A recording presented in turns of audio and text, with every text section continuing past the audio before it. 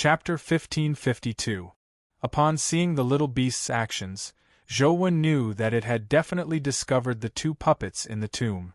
However, from the looks of it, it was hard to tell if the puppets were a blessing or a curse. Zhou walked back, but the little beast didn't leave.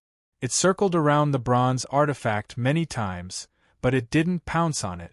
Could it be that there's something inside this carrot-like bronze artifact? Zhou guessed inwardly. Back then, the little beast had bitten out Tai Sui from a metal walnut. If this carrot was like a metal walnut, it might be a companion beast inside. That would be interesting. However, the reason why the little beast could eat the metal walnut in the past was because it wasn't too hard. Even the present Zhou couldn't injure it at all, much less the little beast. Therefore, although the little beast was very greedy, it didn't want to monopolize the bronze artifact. It was probably because it couldn't chew through it. Zhou didn't know if this bronze artifact had anything to do with the people in Regretless City being born at the legendary or epic stage. However, other than this, he couldn't find anything else. He couldn't really demolish Regretless City, right? Even if he really dug 3 feet underground, he might not be able to find any treasures. This was because even if there were treasures, Zhou wouldn't recognize them. Something that could emit light wasn't necessarily a treasure. Most of them were electric lights. Something that could ring by itself wasn't necessarily a treasure. It could also be a phone.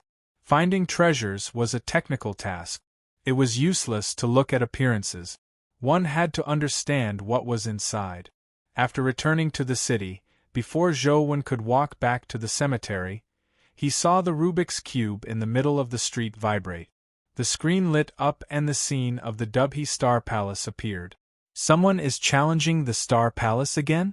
Zhou stopped and stood in front of the Rubik's Cube to watch. There were only 2 names on the rankings. One was Saint Nine Sons and the other was Fire Armored God. They had only chosen to challenge the Dubhe Star Palace. After passing, they didn't head to the next Star Palace. This time, the one that appeared in the Dubhe Star Palace was a triceratop. Its body was silver-white as though it was made of platinum. As its body was heavy, the ground seemed to tremble with every step it took. The triceratops on Earth should be herbivores, right? Zhou muttered inwardly. Before he could continue thinking, he saw another dinosaur appear. It was a pterosaur. Its entire body was golden, like a flying golden statue. Following that, 2 more dinosaurs appeared. One looked like a Tyrannosaurus, while the other looked like a Stegosaurus. The Tyrannosaurus looked like it was made of black iron, while the Stegosaurus looked like it was made of bronze. The appearance of these 4 dinosaurs immediately attracted the attention of many people. Where did these dinosaurs come from? Didn't they say that dinosaurs were extinct a long time ago? Definitely not a dinosaur from Earth. These 4 dinosaurs look very strong. Just as everyone was discussing, the Triceratops had already taken the lead and rushed over to the Dubhe Star Palace's gate. The 4 dinosaurs charged into the Dubhe Star Palace together. When Star Monarch Greed saw them, he immediately punched out. A terrifying explosion of light shone on them. Damn, he actually withstood it. Everyone was alarmed. The 4 dinosaurs had actually withstood the damage of the explosion of light. Furthermore, they didn't charge towards the teleportation array but towards Star Monarch Greed. A huge battle immediately broke out in the Star Palace as the 4 dinosaurs surrounded Star Monarch Greed. Star Monarch Greed wasn't a weakling either. Although the explosion of light couldn't kill the 4 dinosaurs, his speed and strength weren't bad. Despite fighting 4 alone, he still fought well and didn't fall into a disadvantageous position. Although the magic cube allowed ordinary people to see high-level creatures that they couldn't see in the past, their eyesight still couldn't keep up with the speed of the battle. In fact, when the battle really began, ordinary people could only see the flashing light. They couldn't see the exact scene of the battle. Zhou watched with relish. The 4 dinosaurs were clearly at the mortal stage, 1 level lower than Star-Lord Covetous Wolf. However, their abilities were very special. By using 4 different calamity domains and the various skills they were good at, they were able to surpass their superiors. They were able to fight the Hellstage Starlord Covetous Wolf without being at a disadvantage. They even vaguely held an advantage. If they continued fighting, they might really have a chance of defeating Star Monarch Greed. Furthermore, the 4 dinosaurs were definitely extremely intelligent. From their teamwork, it was obvious that these fellows might even be smarter than most humans. The pterosaur's attack was as fast as lightning, but Zhou was more concerned about its calamity domain. It seemed to be a wind elemental domain. In its domain, the 4 dinosaurs' speed increased, allowing them to match the Hellstage Star Monarch Greed. The Triceratops' calamity domain was also very strange. After watching for a while, Zhou could only tell that it was a force similar to a gravity domain. It greatly restricted Star Monarch Greed, making it difficult for him to unleash his advantage. The Tyrannosaurus calamity domain increased the 4 dinosaurs' attack power. The Stegosaurus calamity domain was a recovery-type calamity domain. Once the 4 dinosaurs were injured, they would quickly heal under the influence of the Stegosaurus calamity domain. The 4 dinosaurs were able to withstand the explosion of light thanks to the Stegosaurus calamity domain. With the 4 manstage dinosaurs working together, they managed to restrain the Hellstage Star Monarch Greed. This was also the first time Zhou had seen Star Monarch Greed fight.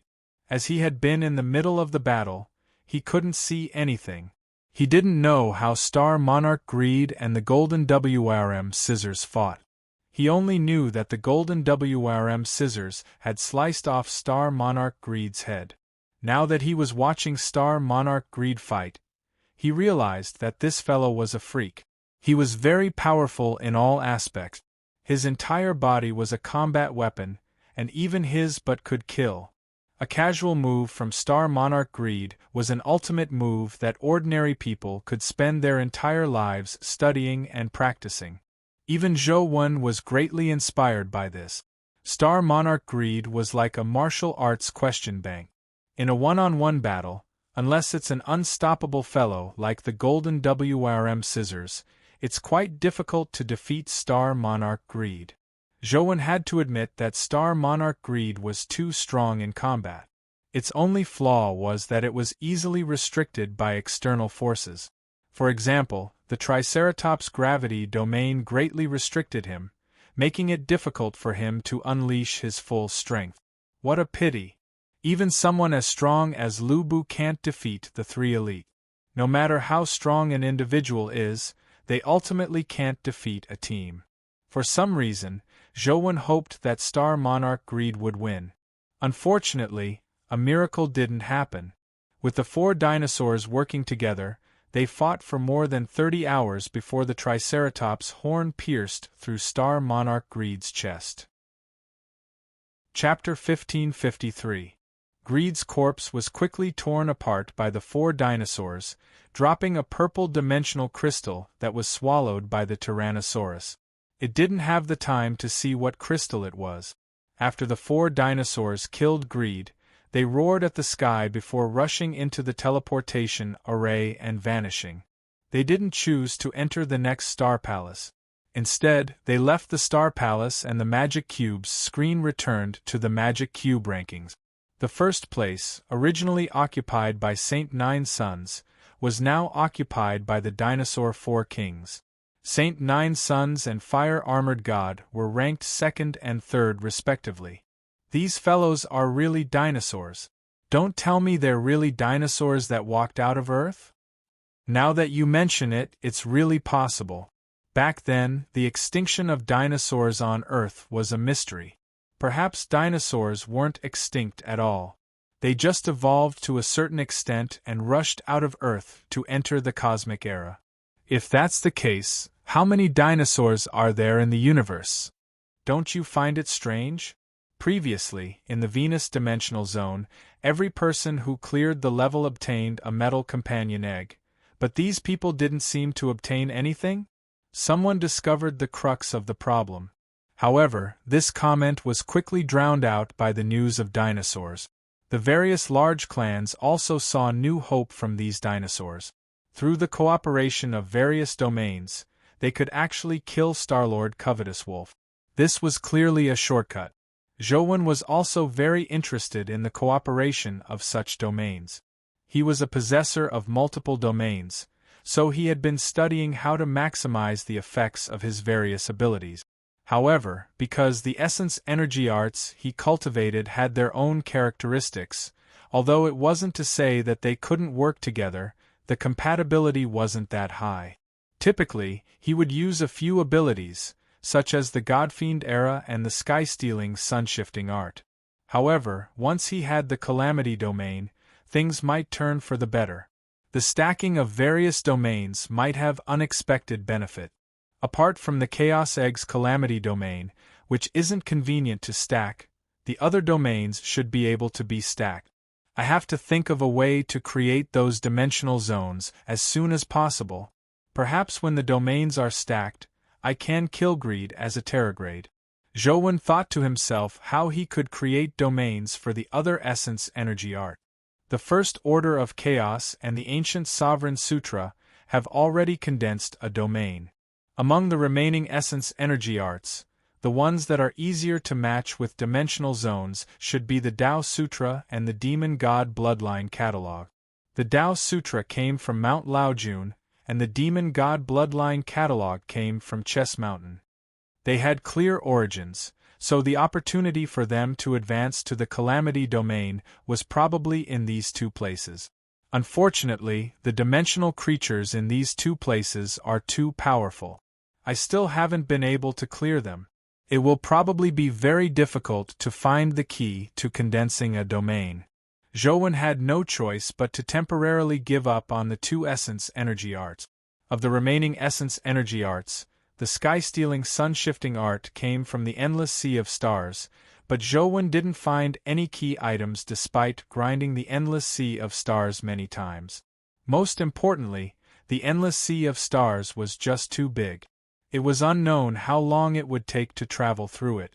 Searching for something inside was no different from searching for a needle in a haystack. The difficulty was in no way inferior to Chess Mountain and Mount Laojun. The Godfiend era and the Qi refinement art temporarily didn't have a corresponding dimensional zone.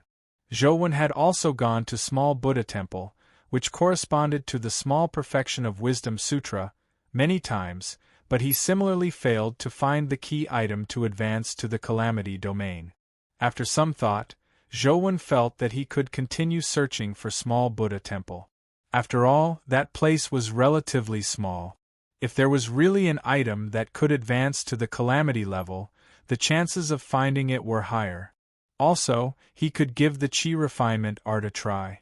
It probably wouldn't be easy to find a dimensional zone corresponding to the Godfiend era, but Zhou already had a goal for the Qi refinement art. Although the Qi refinement art focused on Qi refinement, everyone's cultivation direction was different. This meant that the same Qi refinement art would be very different. For example, the life soul condensed by Zhou Wen's Qi refinement art was a sword, while Hui Wan condensed a smartphone. They were two completely different things, and their styles would only become more and more different in the future. With his current insights, Zhou felt that his Qi refinement art was actually quite suitable for the Ancient Sword Tomb. He wanted to head to the Ancient Sword Tomb to see if he could condense a domain for the Qi refinement art. Furthermore, Zhou actually had a goal in mind. It wasn't without purpose. In the Ancient Sword Tomb, there was a sword that Zhou had never been able to pull out. Furthermore, every time Zhou pulled out the sword, the entire Ancient Sword Tomb would tremble as though all the swords were about to fly out. It was a grayish-black vine sword that was stabbed into a small mound. Previously, when Zhou level was low, he couldn't pull it out. Later, when he reached the Terragrade, he still couldn't pull it out. After that, he didn't try again.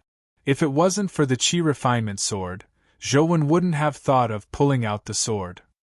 Now, Zhou suspected that the vine sword was very likely the core of the Ancient Sword Tomb, the key to advancing to the calamity grade.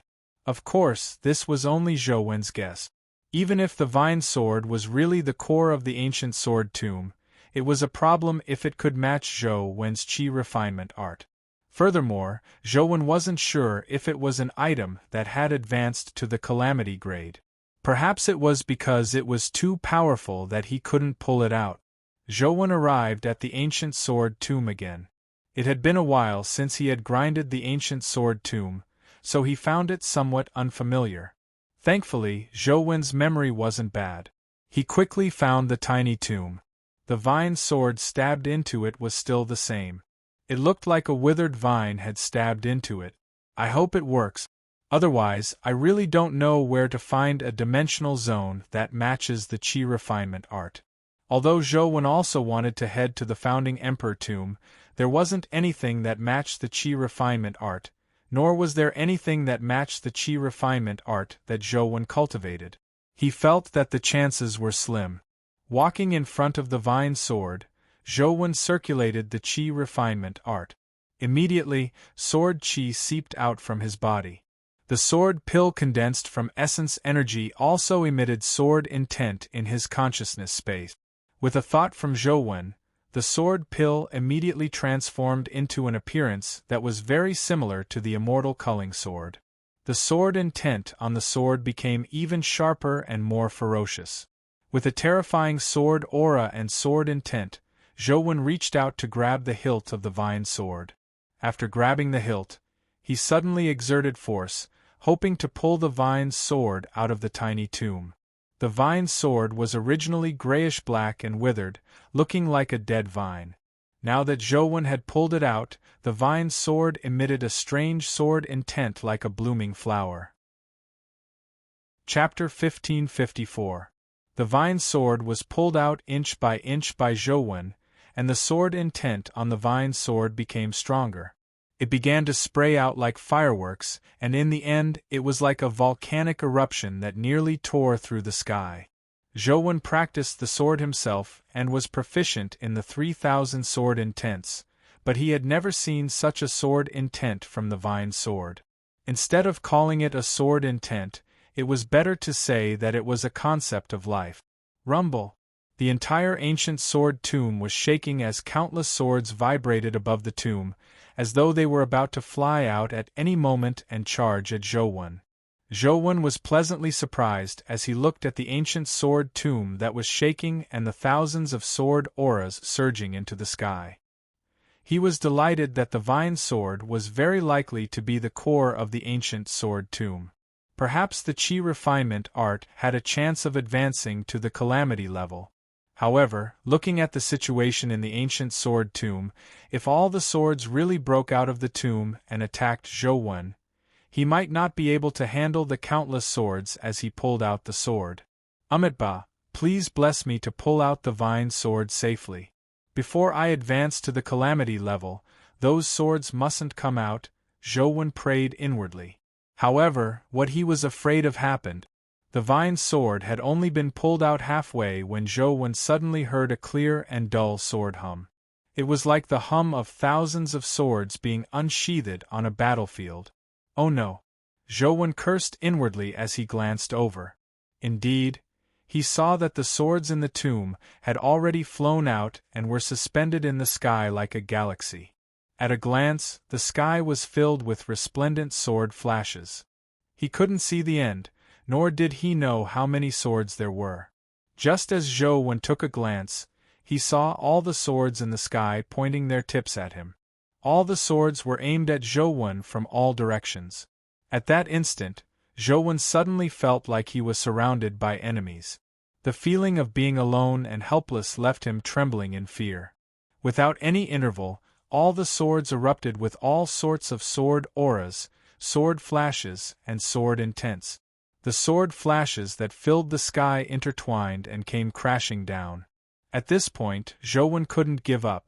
He could only continue pulling out the sword as he prepared to defend against the bombardment of the swords. Open! Zhou Wen activated the first order of Chaos Domain as shimmering words appeared, enveloping his body and forming the shape of a chaos egg. Inside the chaos egg, Zhou Wen held the sword hilt with both hands and pulled it up with all his might. Outside, countless swords struck the chaos egg like a storm. Bang! Bang! It was better to die in glory than to live in dishonor. The swords seemed to have the determination to perish together. They used all their strength to strike the chaos egg, not leaving themselves a way out. When the low-grade swords collided with the chaos egg, they shattered. When the high-grade swords collided with the chaos egg, they desperately drilled in until their bodies could not withstand the immense pressure and broke. Waves of sword rain bombarded the chaos egg crazily as a large amount of solid essence energy condensed in the chaos egg. If it were the chaos egg before it advanced to the calamity grade in the past, it would have exploded long ago. Thankfully, after advancing to the calamity grade, the primordial energy crystals in it could be stacked, so there was no need to worry about it exploding. Just a third more and it will be pulled out. Looks like it should be able to hold on. As Zhou Wen pulled, he thought to himself. Although the attacks of the swords outside were intense, it wasn't enough to break through the chaos egg's defense. Just as he was thinking, he suddenly heard a tearing sound. He saw a sword pierce through the chaos egg's outer shell before a portion of the sword tip stabbed into Zhou Wen's chest. If not for most of the force being blocked by the chaos egg, Zhou Wen's chest would have been penetrated. Even though the chaos egg had blocked most of the blade's power, a terrifying sword aura still rushed out from the blade and wreaked havoc in Zhou Wen's body. The sword aura was extremely terrifying. Apart from the immortal culling sword, Zhou Wen had never seen such a brutal sword aura. The moment the sword aura entered his body, it immediately spread like a virus to all the cells in his body, hoping to destroy all the cells in his body. Not even ashes were left. Zhou Wen hurriedly circulated the Qi refinement art and condensed sword aura to resist the terrifying destructive sword aura. At the same level, Zhou Wen's sword aura was considered an extremely condensed sword aura. As it was formed from the constant accumulation and compression of essence energy, it was very difficult for ordinary sword auras to resist Zhou Wen's sword aura. However, when it collided with the destructive sword aura, Zhou Wen's sword aura appeared somewhat lacking. It was like the difference between well-tempered steel and ordinary pig iron. Zhou Wen's sword aura retreated bit by bit as his cells were constantly being destroyed.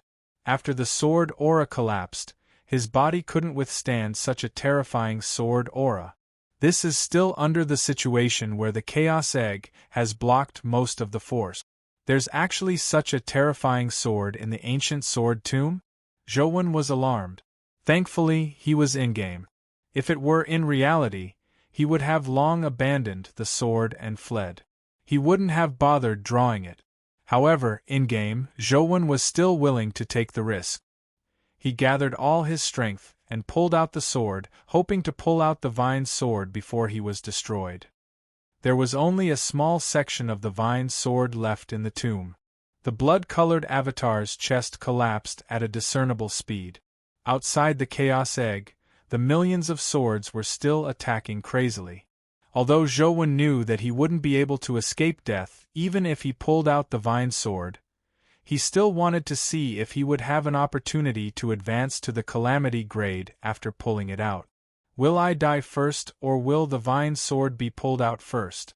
Zhou Wen could sense that the flesh on the blood-colored avatar's chest had almost completely collapsed. Thankfully, his physique was strong enough. If it were any ordinary person, they would have long died. Even Zhou Wen's body was almost at its limit. The game screen could turn black at any moment. Just as Zhou Wen thought he was about to die, he finally pulled out the vine sword.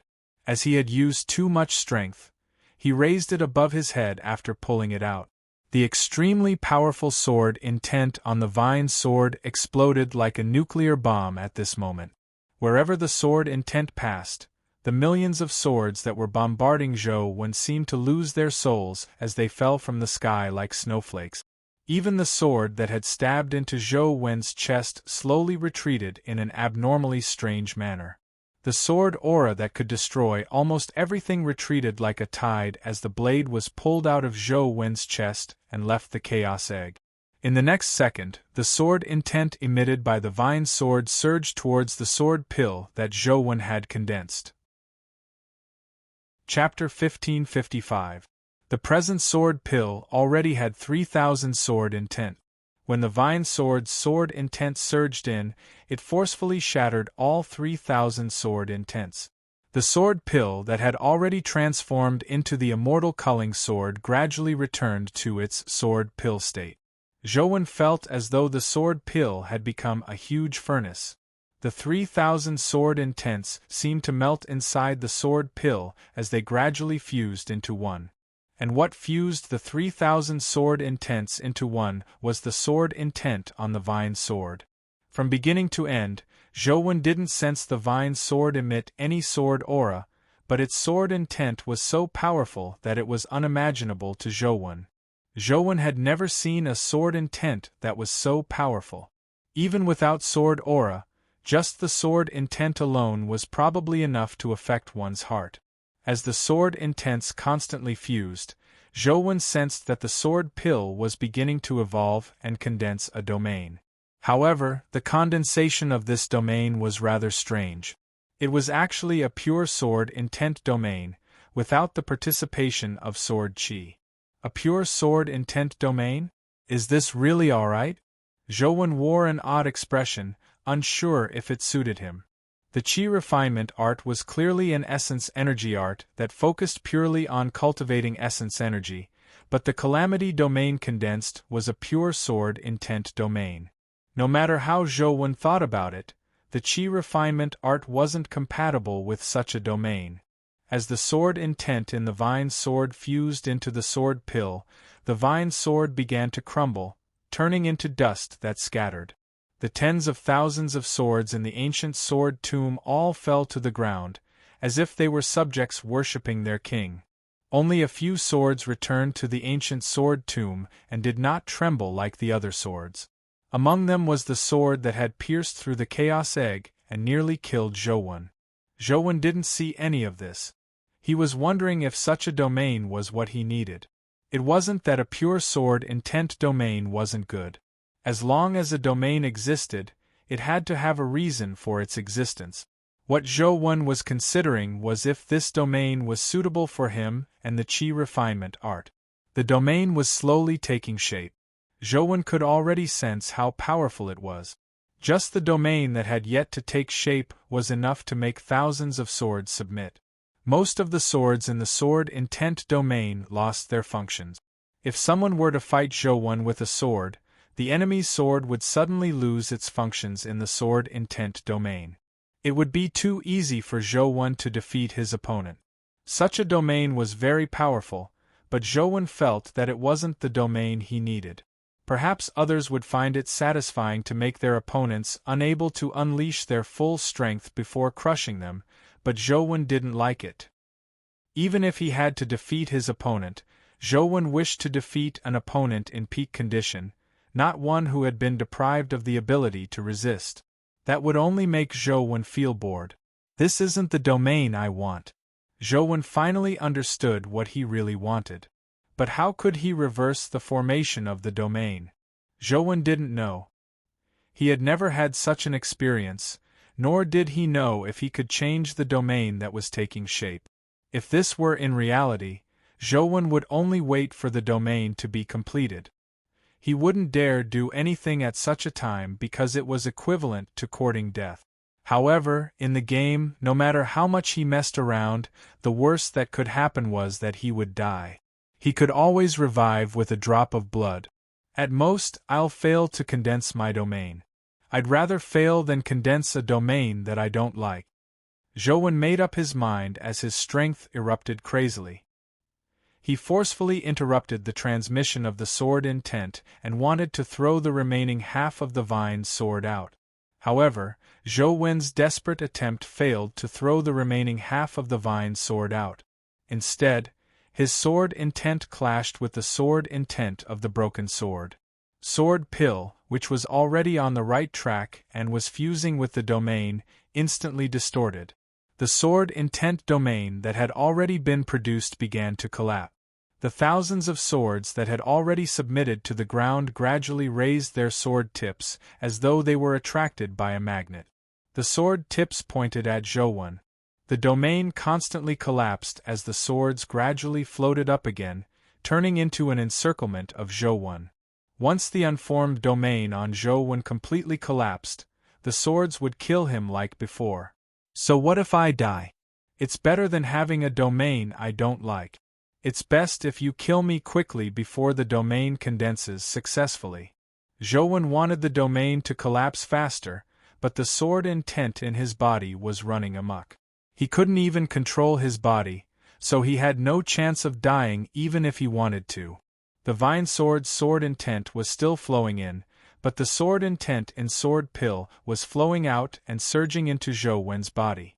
The sword intent was originally formed from the 3,000 sword intents, but after being struck by the vine sword's sword intent, the 3,000 sword intents had turned into countless fragments and were about to fuse into one. Under normal circumstances, when the 3,000 sword intents and the vine sword intent completely fused into one, the domain would condense successfully. When that happened, all the sword intents would no longer be separated and would fuse into one. It wouldn't affect Zhou at all. However, after the 3,000 sword intents were shattered, they hadn't completely fused. All sorts of sword intent fragments rushed out, affecting Zhou's mind to a certain extent. It felt like there was a mistake in the editing of a movie.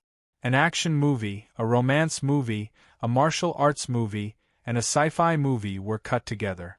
When it was played, it would be this scene for a while, and then suddenly it would switch to a completely unrelated scene. It was a headache for the audience. Thankfully, Zhou's willpower was extremely firm, so he wasn't affected by the illusory sword intent. However, as the vine sword intent surged in, Zhou realized that the sword intent fragments seemed to slowly return to their previous trajectories, as though they were about to condense the domain again. No, I can't do this. Zhou attempted to use his psyche to control the sword intent fragments. He didn't have a specific goal, and just wanted to cause trouble. It wasn't easy to stop the domain from condensing, but Zhou believed that as long as he could restrain the vine sword's sword intent and prevent the domain from forming, he could wait for the swords to kill him. At that moment, the swords in the ancient sword tomb had already flown up again and were aimed at Zhou. With a hum, thousands of swords shot out and charged at Zhou. They're coming! Zhou was overjoyed. He didn't have the chaos egg around him. If the swords charged at him, they would quickly kill him. It was impossible for the calamity domain to condense successfully. Seeing that thousands of swords had already rushed in front of Zhou, he closed his eyes and waited for death. His face was filled with a smile, but something unexpected happened. Chapter 1556.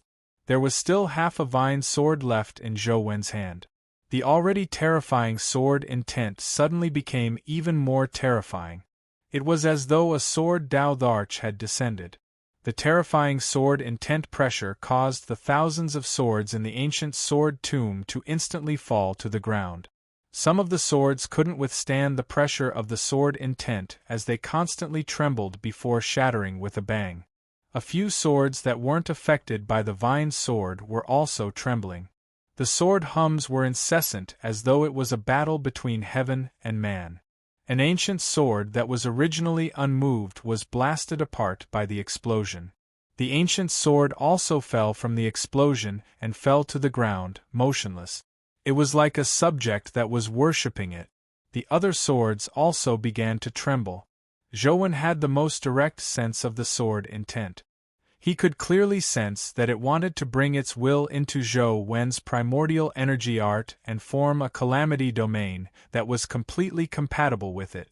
The chaotic sword intent in Zhou's body was rapidly restored to order under the strong restraints of the vine sword intent as it began to construct the calamity domain again. Zhou was someone who wouldn't budge.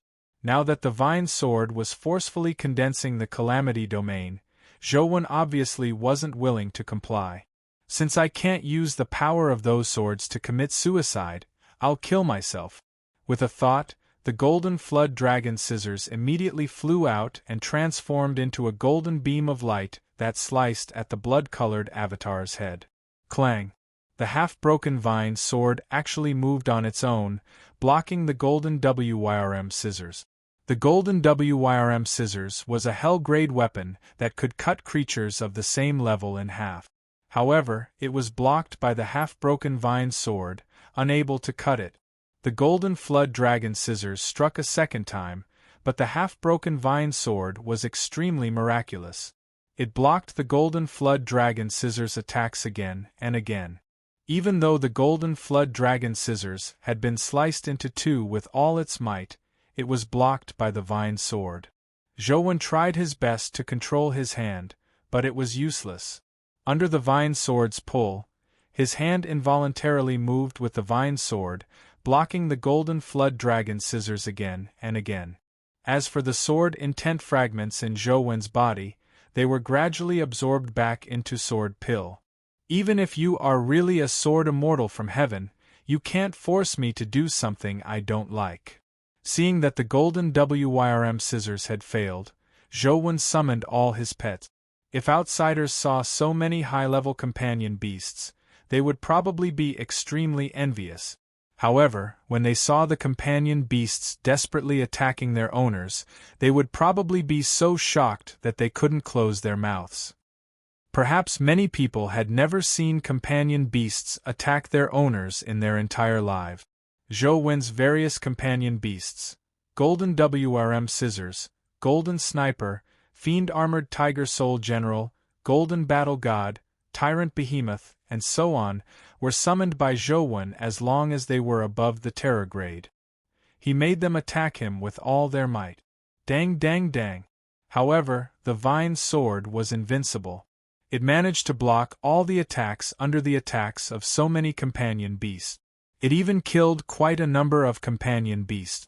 The golden sniper's bullet was shattered as the golden battle god was instantly sliced in half.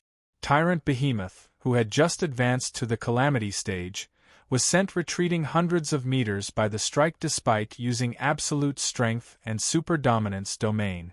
Damn, what the hell is this Rattan sword? Is it that ferocious? It wasn't that Zhou had never seen ferocious dimensional creatures, but he had never seen one as ferocious as the Rattan sword. The Rattan sword seemed determined to fuse with Zhou's calamity domain. A shocking sword intent surged, forcing the companion beasts to retreat. I really don't believe it. It's not easy to live, but isn't it easy to die? Zhou summoned the ancient splitting spores and made them explode in his body. Dr. Darkness attached himself to Zhou in his soul form, but he didn't help Zhou fight. Instead, he infected Zhou with poison. Unfortunately, their levels were a little low, so they failed to severely injure Zhou's body. Zhou didn't die, but due to the explosion of the ancient splitting spores, Zhou's body trembled severely. The chi refinement art that was circulating caused his essence energy to scatter, causing Sword Pill to lose control. On the other side, the soul-suppressing divine light of the soul-revealing mirror shone on the Rattan sword, causing a black halo to appear on it. It seemed to have played a certain role.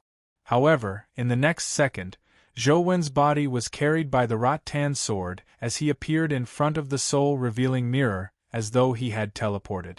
With one strike, he shattered the soul-revealing mirror. This fellow is a little afraid of the soul-revealing mirror? Zhou was slightly taken aback.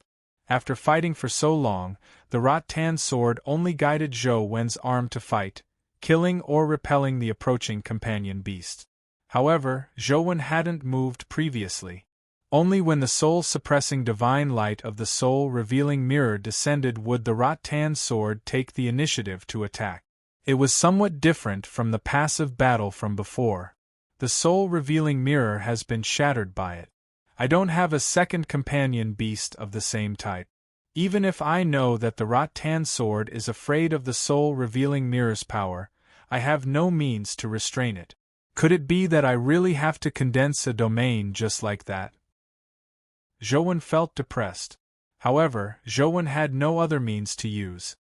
His body was being controlled, and his companion beasts couldn't defeat the rattan sword. All he could do was condense a domain.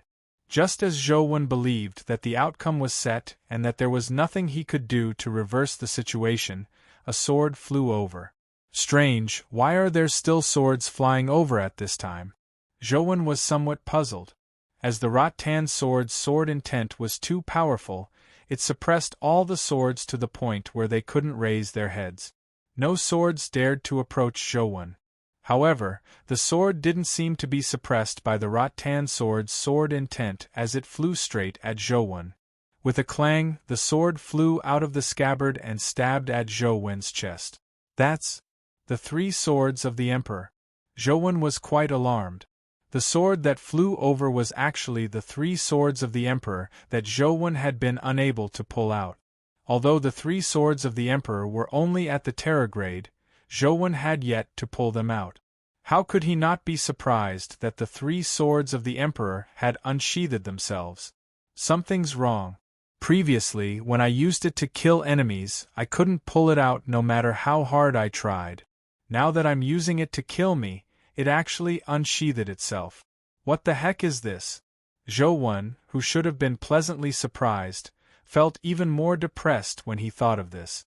The 3 swords of the Emperor were formed from the fusion of Light Concealment, Shadow Support, and Night Immaculate, but it didn't seem to inherit the 3 swords' invisibility ability. When it was in the scabbard, it was always visible. Zhouwen originally imagined that the 3 swords of the Emperor didn't have any invisibility ability, but when he saw it unsheathe, he realized that he couldn't see the blade of the 3 swords of the Emperor.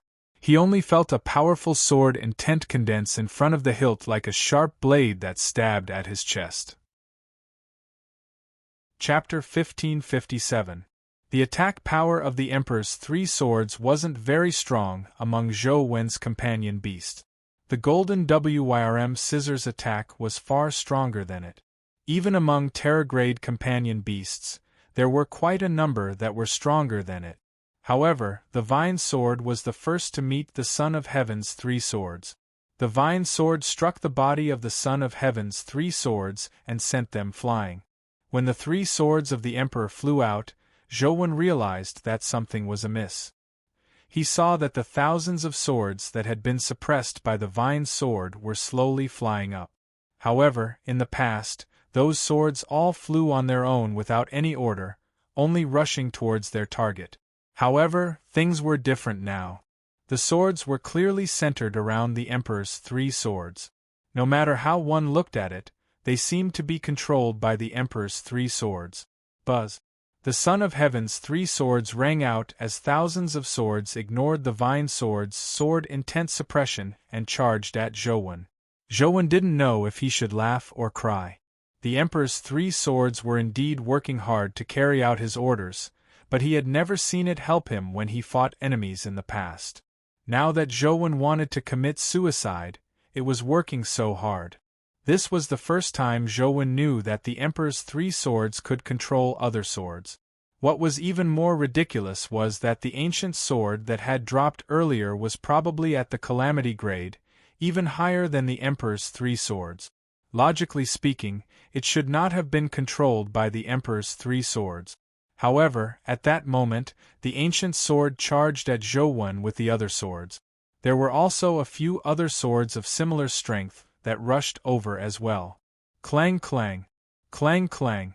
As the Vine Sword fought the golden Wyrm scissors and other companion beasts, it also had to withstand the attacks of thousands of swords. The situation immediately turned terrible.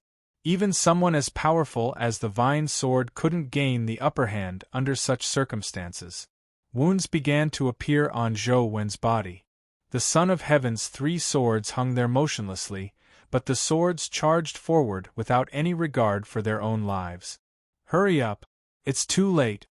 Zhouwen felt that the domain in his body was about to be completed. If he was killed after it was completed, it would be useless.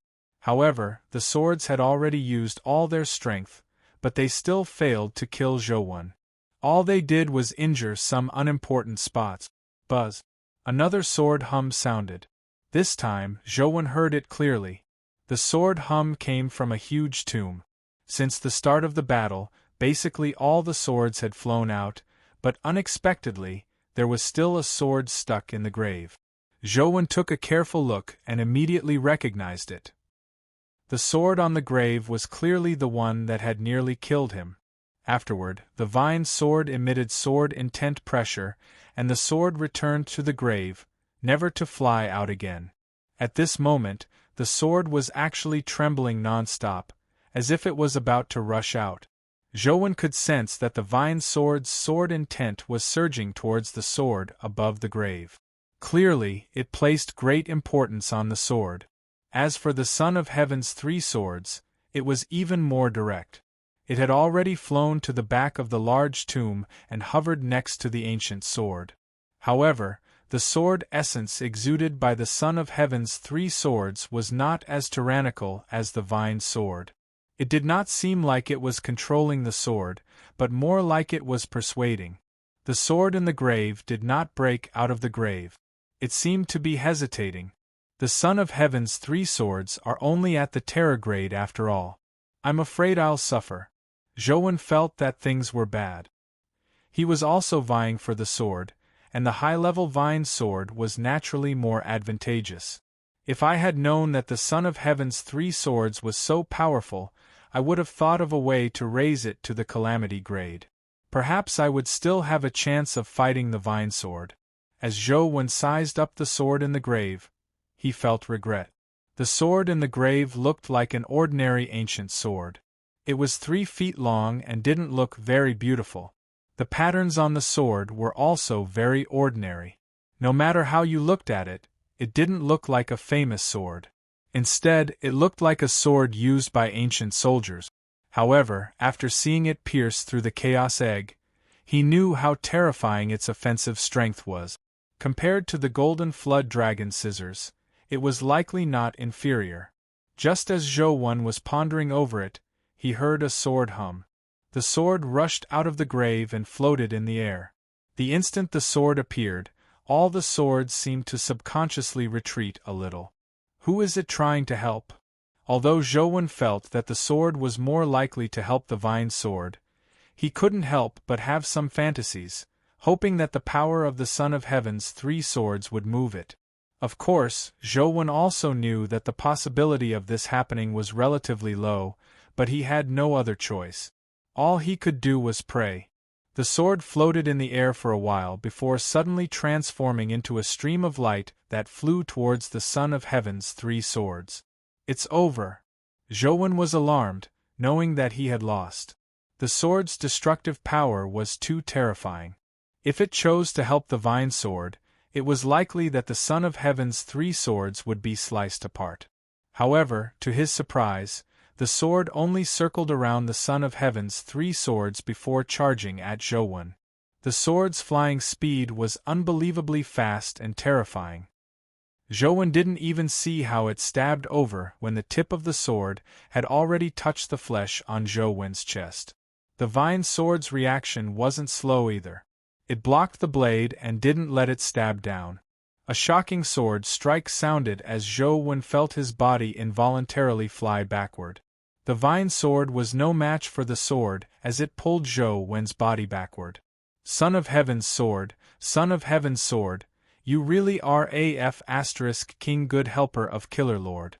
Such a powerful sword can actually be used by you. Zhou was pleasantly surprised, but he couldn't tell what he was feeling. However, in general, he was still happy. Now, he could see hope. Indeed, just as the vine sword flew backward, the ancient sword that had come out of the tomb transformed into a beam of light and pierced through the blood-colored avatar's chest. This time, there was no Chaos Egg to help Zhou block it. Zhou used his flesh and blood to directly sense the ancient sword's might. Zhou's flesh and blood were already comparable to that of a mortal creature, but under the sword's blade, he was no different from tofu. He was directly penetrated. A huge hole appeared in the blood-colored avatar's chest. The ancient sword pierced through just like that, and its sword aura even invaded Zhou Wen's body through the wound. Zhou Wen had already tried the destructive sword aura before, but most of it had been blocked by the Chaos Egg. This time, it charged into Zhou Wen's body without any reservations. Zhou Wen felt like all his cells were about to be destroyed instantly. There was no room for recovery. "I'm finally free." Zhou Wen secretly heaved a sigh of relief, but he didn't expect another accident to happen. The half of the vine sword suddenly turned to dust. Terrifying sword intent was released and drilled into Zhou Wen's body from all directions. Half of the vine sword's sword intent had fused with sword pill. After the remaining half entered, sword pill immediately glowed brightly. Sword intent spewed out, forcefully preventing the terrifying sword aura from spreading through Zhou Wen's body. Chapter 1558. When the Emperor's three swords saw that Zhou Wen wasn't completely dead, the sword hums became even sharper. The swords that filled the sky immediately bombarded Zhou Wen's body, hoping to blast him to smithereens. On the other side, the ancient sword also realized that Zhou Wen wasn't dead. It flew over again, but this time, its target wasn't his chest, but Zhou Wen's head. Zhou Wen wasn't Li Xian. With his head pierced, there was no way he could survive. Zhou Wen completely gave up resisting, and had no intention of controlling the blood-colored avatar. However, the blood-colored avatar began moving under the drive of the sword intent in his body. Sword pill appeared and transformed into the form of a vine sword. The blood-colored avatar held it in its hand as it fought the swords in the sky. Previously, Zhou Wen had been gaming, but now, he felt like he was hacking. He watched the blood-colored avatar fight automatically, and the weapons that were killed would drop dimensional crystals or companion eggs from time to time. When he saw a mythical companion egg drop, Zhou Wen wanted to pick it up, but he couldn't help it. All he could do was watch. The vine sword's body had already been reduced to dust, but now it used sword pill as a new body. The strength of sword pill grew stronger and stronger, and so did the domain's power. Many swords that approached sword pill fell to the ground uncontrollably. Only the especially powerful swords could reach the blood-colored avatar, but the strength of the swords also became limp as though they lacked strength. The vine sword's strength wasn't weaker than the ancient swords. Previously, it had only half its strength left to fight the ancient sword.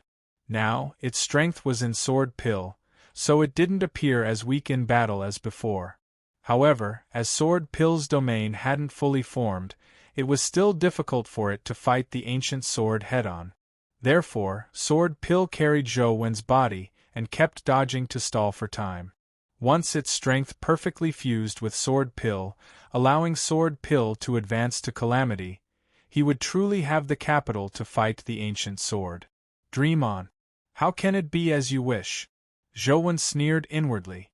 Now it was finally time for him to contribute. Previously, the vine sword was independent of his body, but now it was different. The vine sword's sword intent had completely fused with sword pill. It didn't have a body that could be used as a foundation, so it relied purely on its will to drive sword pill. However, sword pill belonged to Zhou Wen. It was condensed with his body as a foundation, so it was easier for him to control it. Ting's sword believed that its sword intent was powerful enough that no one could resist it. It believed that its sword intent could crush Zhou Wen's will and easily obtain control over sword pill. Under normal circumstances, that was indeed the case. The vine sword could easily shatter the 3,000 sword intent. Such an intent was indeed very powerful, so powerful that Zhou Wen couldn't imagine it. Zhou Wen was far from that stage, but this didn't mean that he had no means of resistance. Zhou Wen's realm might be lacking, but in terms of willpower, he wouldn't lose to anyone. Perhaps it would be difficult to defeat the vine sword's sword intent, but it was still possible to hold it back. The vine sword's sword intent was controlling the sword pellet to fight, but it suddenly paused. The sword pellet, which was supposed to slash to the right, paused, and the result was that it couldn't block the ancient sword. This time, the ancient sword stabbed into the blood-colored avatar's abdomen. A terrifying sword beam immediately surged in and wreaked havoc in Zhou Wen's body. The sword intent and sword aura in sword pill immediately surged over in a bid to resist the sword aura that invaded his body. However, only the sword intent surged over, but the sword aura didn't. Zhou Wen temporarily couldn't control the sword intent brought by the vine sword, but it wasn't that simple for the vine sword to borrow the sword aura in sword pill. It had to first overwhelm Zhou Wen's willpower. With the ancient sword, the sword aura rapidly spread through Zhou Wen's body as the sword intent retreated. After all, sword intent was only sword intent. Without combining with a corporeal force like sword aura, sword intent's destructive power was far inferior to sword aura. The calamity domain that he had painstakingly condensed also rapidly collapsed. It should be over, right? Zhou Wen felt that he was doomed this time. There was no chance of a turnaround. Indeed, just as Zhou Wen had imagined, the sword aura constantly invaded the blood-colored avatar's body. In at most 20 to 30 seconds, the sword aura's corrosive body would completely lose all signs of life. Zhou Wen quietly waited for death to arrive. At the same time, he admired the vine sword's sword intent. Why aren't you being arrogant anymore? Where's the arrogance from before? Zhou Wen was somewhat smug, but on second thought. In the beginning, he had wanted to use the vine sword's power to advance to the calamity grade. It had given him power, so there didn't seem to be anything wrong with it. It was just a little stronger. With this in mind, Zhou Wen immediately felt bored. This clearly couldn't be considered a victory. It was just that he didn't like it, so he forcefully changed the calamity domain. Sorry, there's nothing I can do. Your strength is different from the strength I want. This is all I can do. Zhou Wen watched as the sword intent was constantly eliminated. As he watched, an idea suddenly flashed in his mind. As the ancient sword's sword aura destroyed Zhou Wen's body, it also destroyed the resisting sword intent. During this process, Zhou Wen discovered an interesting phenomenon. Sword aura and sword intent were actually two completely different things. Sword aura was a tangible object, while sword intent was intangible. Under normal circumstances, sword intent couldn't directly affect the physical body. It could only affect the mental level. However, because the vine sword's sword intent was so powerful that it could affect tangible objects, it was able to resist the sword aura. The collision between tangible and intangible objects made Zhou Wen discover something very interesting. Formless things, are they really formless and intangible? Zhou Wen used to think so, but after seeing the collision between the sword aura and sword intent, he realized that it wasn't that simple. The sword intent affected his body. Originally, it was impossible for his body to withstand such a terrifying sword aura, but under the effects of the invisible sword intent, his body's toughness was strengthened to the point that he could withstand the sword aura. This strengthening was extremely shocking. It was clearly an illusory object that was no different from a dream, but it could be used in reality. Could it be that intangible objects can really be transformed into something tangible? Zhou Wen's heart stirred as he released his control over Sword Pill. Then, he used his willpower to affect Sword Pill and stimulate its sword intent. With the help of the Vine Sword's sword intent, it forcefully stabilized the situation that was about to collapse, preventing Zhou Wen from immediately dying. Zhou Wen naturally didn't do it to help the Vine Sword intent. He only wanted to observe a little longer to see what the secret between the intangible and the real was. Chapter 1559. Zhou Wen was only trying his best to maintain the situation. He didn't wish for the Vine Sword's sword intent to turn the tables. All he wanted was to delay the Vine Sword's sword intent's defeat. He wanted to see the profundity between the illusory and the real. However, sword intent was something ethereal to begin with. It could only be sensed, but it couldn't be seen or touched. Even though he was in Zhou Wen's body, He could only sense that the sword intent had changed his body, but he couldn't see the existence of the sword intent. It has a powerful influence, but it can't be seen or touched. This feeling seems to be somewhat similar to something in my impression?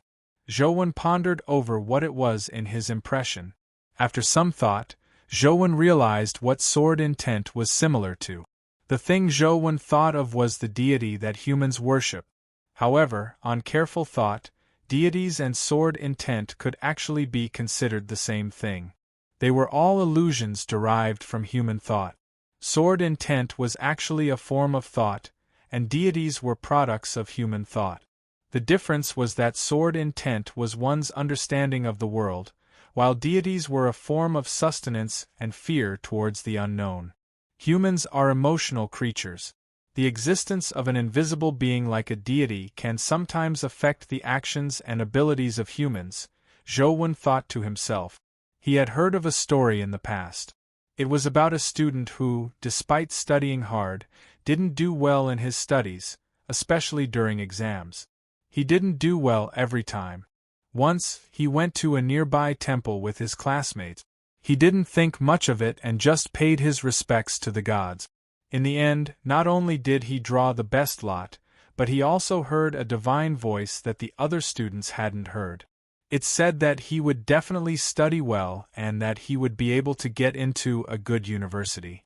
However, when he asked the other students, they didn't hear anything. After returning, not only did the student work even harder, but his academic results also improved greatly. His exam results also shot up, and he was finally admitted to a famous university. Later, when they talked about this during a class reunion, he found out that it was a trap set up by a few of his classmates.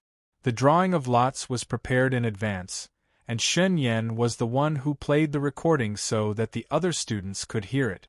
The reason they did this was because they felt that the student had already worked hard, but he wasn't confident enough. That was why they thought of using such a method to stimulate his confidence and potential. The outcome was indeed good. However, the extent of the sword intent had far exceeded the influence of pure thought. If it's not purely an emotional influence, what's the principle behind this? Zhou constantly observed and pondered, but no matter how he looked at it, he couldn't see the true core. The tangible sword aura constantly collided with the invisible sword intent that affected Zhou body. All Zhou could see was his body being destroyed by the sword aura, preventing him from truly grasping the existence of the sword intent. Suddenly, Zhou discovered a problem. Previously, Zhou had only observed the battle between the two and couldn't find the main point. However, when Zhou focused on the changes that occurred after his body was destroyed, he immediately discovered something different. The destructive power of the sword qi was extremely strong. After destroying the body of flesh and blood, it was directly broken down into extremely small molecules. It was divided again and again until it could no longer be seen, as if it had disappeared. Zhou knew that it hadn't vanished.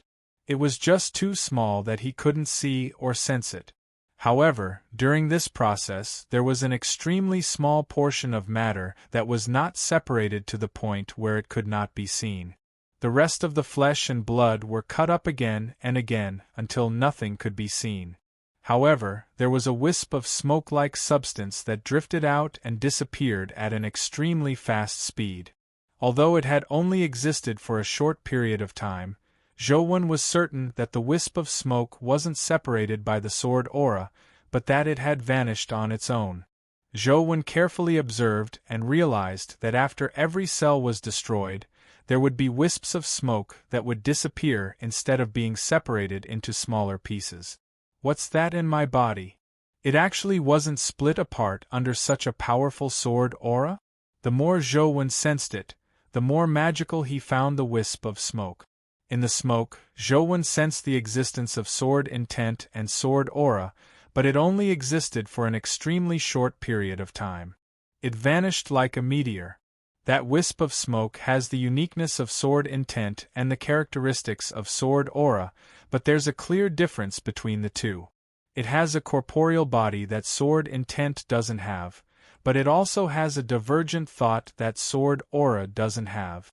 The more Zhou observed, the more he found the wisp of smoke magical. However, the smoke would only be produced when it was destroyed by sword aura. It didn't always exist. Zhou didn't discover the existence of the smoke when he damaged some of his flesh. This is interesting. Zhou wanted to see if he could capture the wisp of smoke. When the smoke appeared, he could indeed touch it, but even if he used sword aura to envelop the wisp of smoke, the smoke would still vanish into thin air. It was difficult to capture it. He tried many times, but he failed every time. It's clearly a corporeal object, but it can turn invisible. This characteristic is really strange. Zhou tried again and again, but he failed again and again. However, gradually, Zhou realized that it wasn't that he couldn't capture it, but that it didn't exist at all. Since it can turn from corporeal to incorporeal, can I turn from incorporeal to corporeal? Zhou felt that he could give it a try. The key seemed to be the collision between sword aura and sword intent. As sword intent didn't have a corporeal body, he couldn't directly collide. And his body was the medium. He tried again and again, using all sorts of methods, hoping to figure out what the smoke was that existed between corporeal and incorporeal. This was clearly not an easy task. Zhou never figured out how the smoke was formed, and his body couldn't hold on any longer.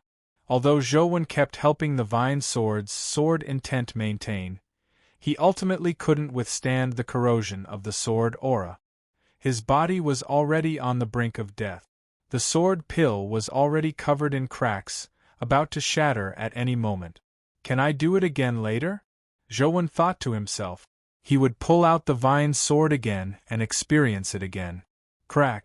The sword pill finally couldn't withstand the pressure and exploded. As the sword pill was about to be completely transformed by sword intent, Zhou immediately saw large amounts of smoke spread out from his body like fireworks. At the moment of death, Zhou suddenly had an inexplicable realization. Chapter 1560. Due to the explosion of the sword pill, there were too many substances that were in between the void and the real. It magnified Zhou's feelings thousands of times, instantly affecting his body and mind. This time, Zhou clearly sensed the existence of the smoke. No, it shouldn't be called smoke, but a type of particle, a particle that Zhou had never seen before. This particle's characteristics were very special. It had yin and yang sides. When it spun to the yang side, it would show the characteristics of a corporeal object. When it spun to the yin side, it would show the characteristics of an intangible object. However, Zhou could only sense the yang side and not the yin side. The effects of the sword pill's explosion were just too intense, allowing Zhou to sense the yin side. Instantly, everything Zhou sensed seemed to be different. The smoke that he thought had vanished didn't actually vanish. It had only turned to the yin side. The particles still existed. They had always been there, but Zhou couldn't see them. If I treat these particles as sword pills, then, with a thought, all the particles that had separated from Zhou's body instantly turned from yin to yang. They appeared once again and filled Zhou's body. Zhou was pleasantly surprised. The particles were like countless sword pills. With his thoughts, they welcomed the invading sword chi. Zhou didn't know if this was the destruction of sword pill or a form of rebirth. In fact, it wasn't just sword pill. Even his body had changed. Under the effects of the countless sword pill particles that were in between the void and the real, Zhou's body seemed to transform in this direction. The particles that formed his body seemed to transform into the corporeal particles.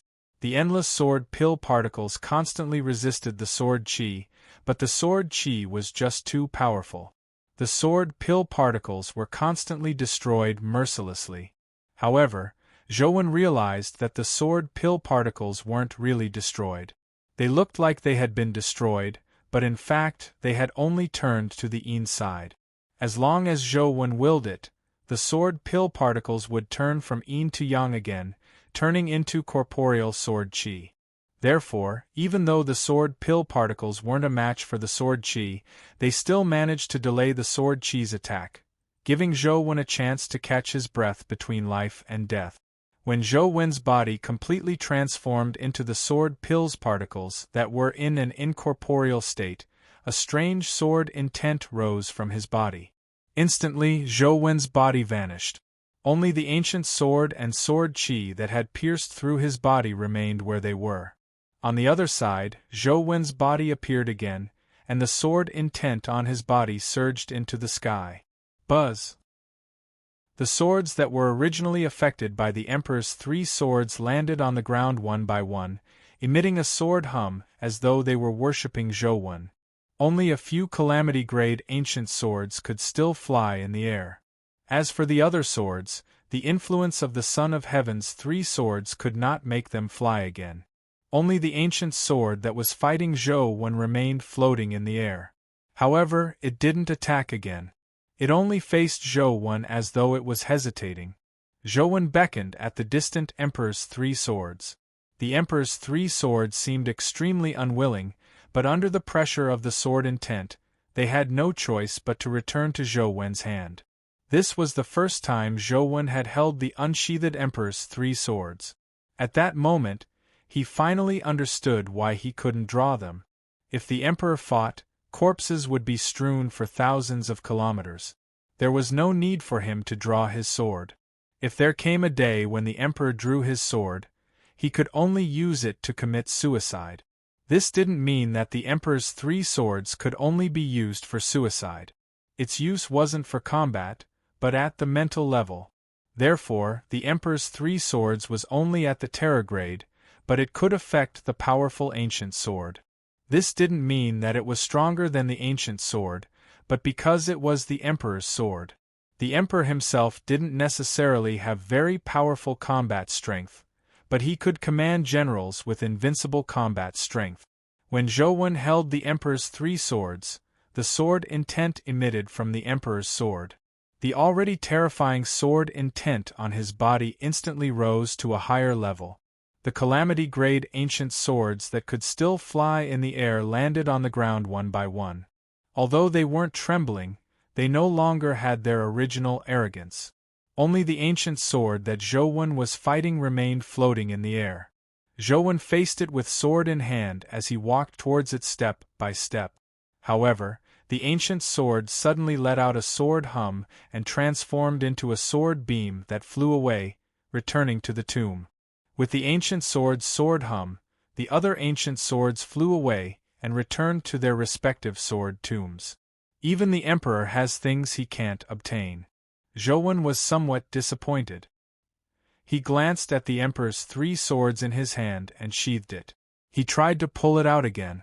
This time, it was very easy to pull it out. It wasn't like before when he couldn't pull it out at all. Didn't you tell me not to pull it out? Didn't I still pull it out now? Zhou Wen inserted it in and pulled it out, going back and forth a few times to vent his frustration at being unable to pull out the Emperor's 3 swords. Every time Zhou Wen pulled out the Emperor's sword, the swords in the ancient sword tomb would hum together. After inserting it back, the sword hum would stop as though it was a remote control. Zhou Wen wasn't in the mood to kill the swords. He looked at the blood-colored avatar's information. The Qi refinement art indeed had a calamity domain. Calamity domain. Boundless sword domain, human grade, alright. Although this was somewhat different from what Zhou Wen had imagined, it wasn't a bad choice. Man proposes, God disposes.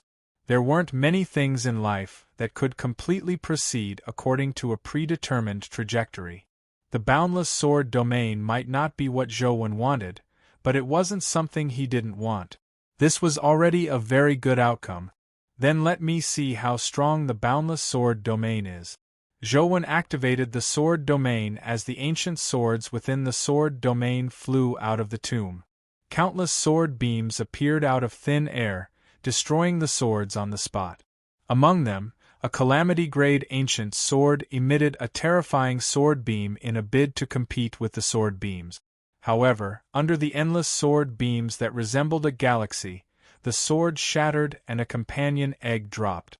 Moments later, there was no longer a complete sword in the sword domain.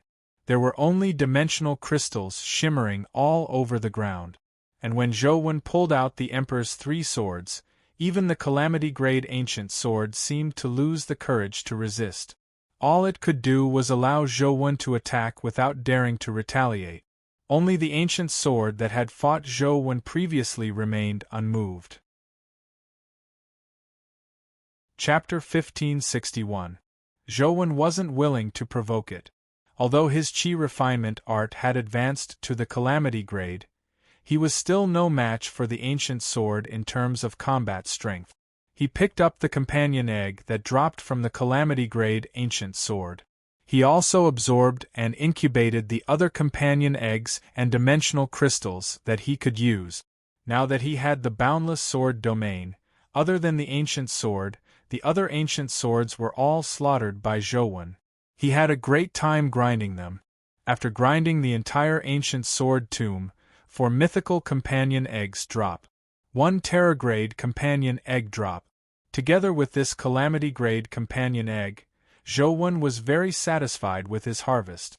Red Knight, Calamity-grade Life Providence, Emperor Sword Life Soul, Red Dragon Wheel of Destiny, Meridian/Terraform, Red Knight Calamity Domain, Life-Defying/Mortal. Red Knight Sword stats weren't very high. Among Zhou Wen's Calamity-grade companion beasts, it was considered the weakest. It couldn't evolve, nor did it have an S-class terraform. Its skills were very ordinary, and its combat strength wasn't very good. However, its Calamity domain was rather interesting.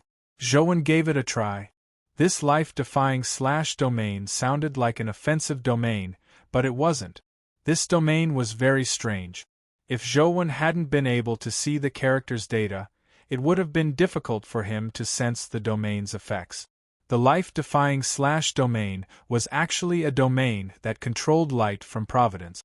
It could eliminate bad light from Providence and strengthen one's own light from Providence. Usually, the use of this domain was to adapt and increase one's luck. For example, the drop rate would be higher. It wasn't too useful.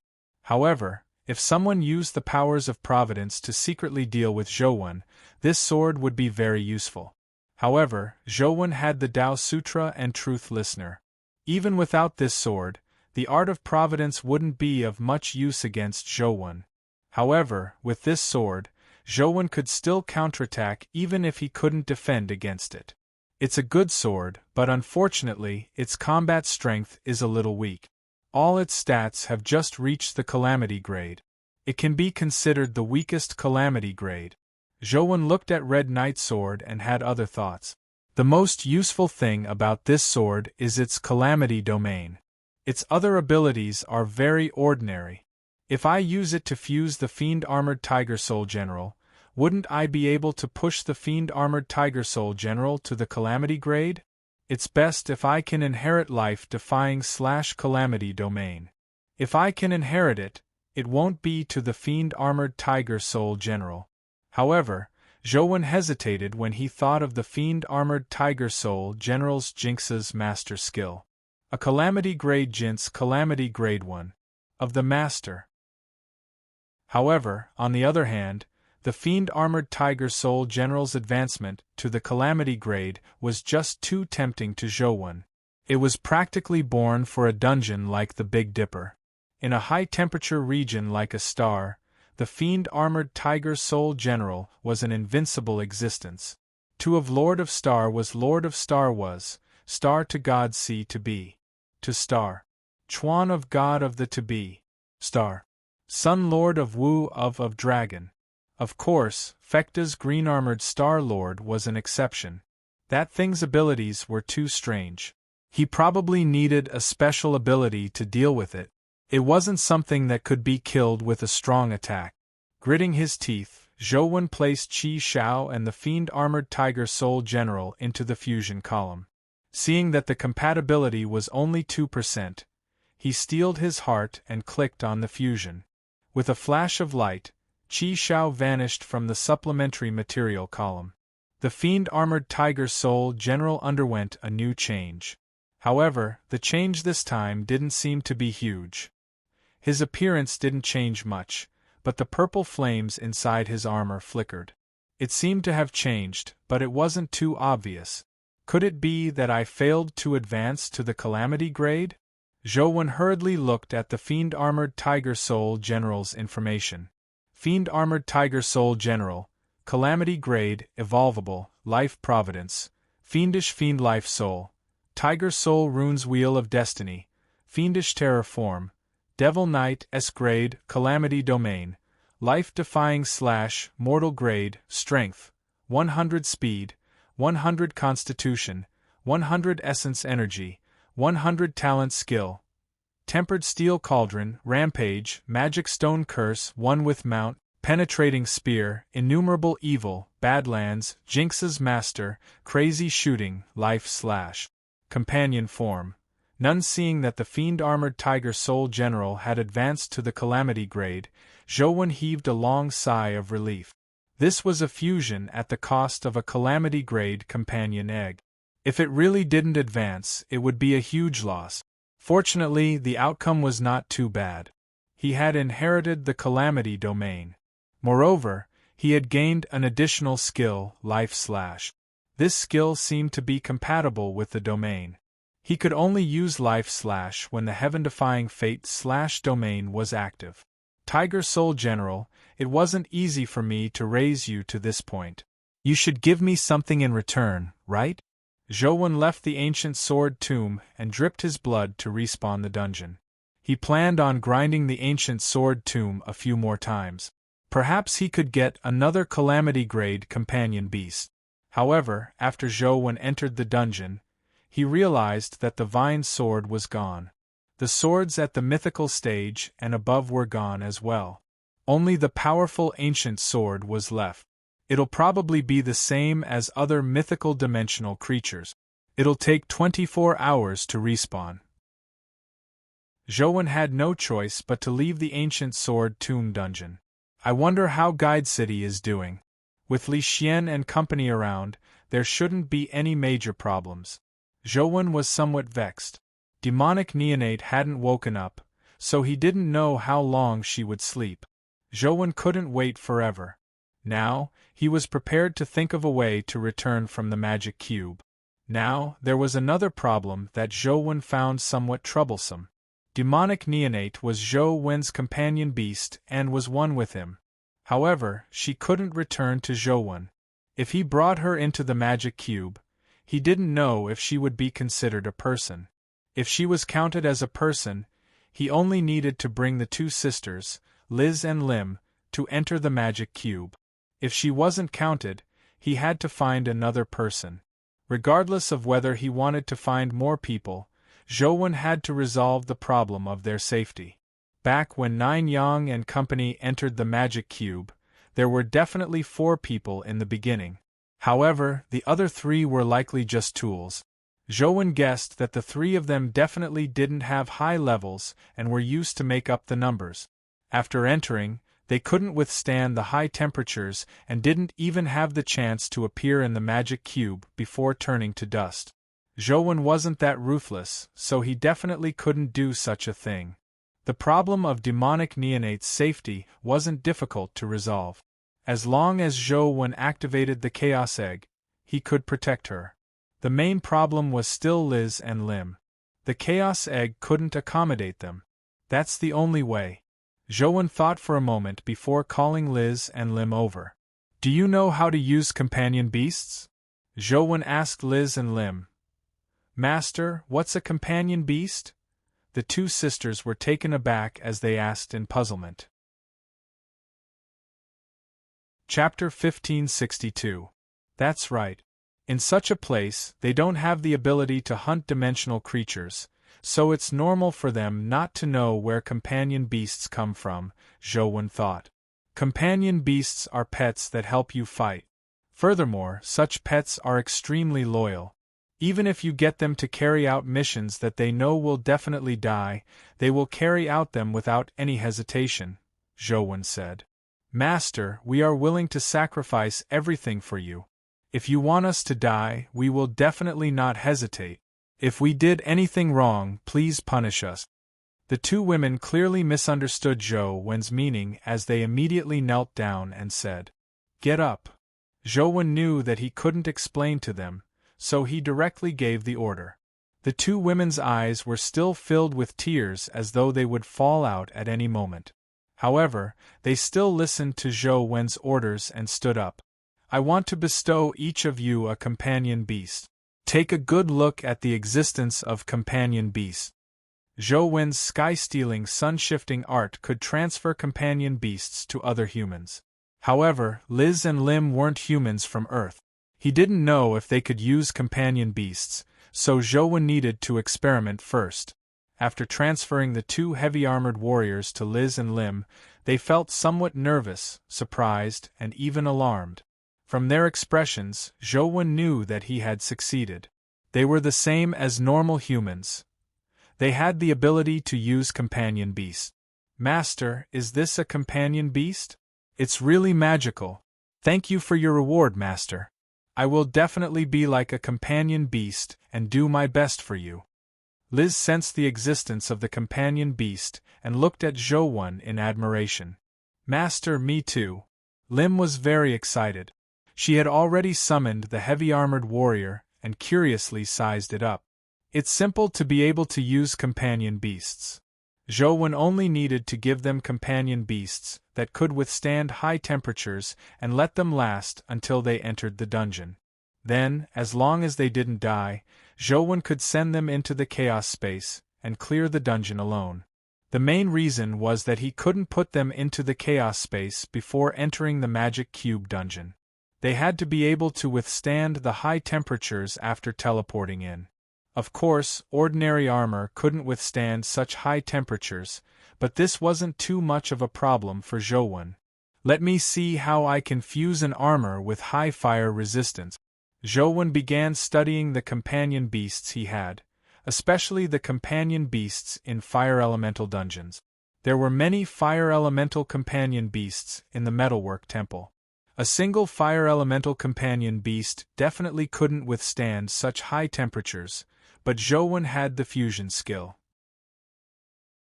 As long as he made the companion beasts Life Providence, Life Soul, and Life Soul Wheel fire resistant and obtained some fire resistant skills, he should be able to withstand the high temperatures. Of course, he still needed to experiment with it himself after completing it. If it didn't work, he could think of a way to fuse the armor to the Terra grade. That would definitely not be a problem. First, Zhou Wen planned on using the runic heavy-armored warrior as a foundation.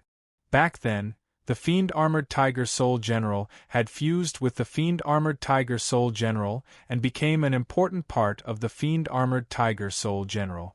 Zhou Wen didn't expect the companion beast he fused this time to be as strong as the Fiend-Armored Tiger Soul General.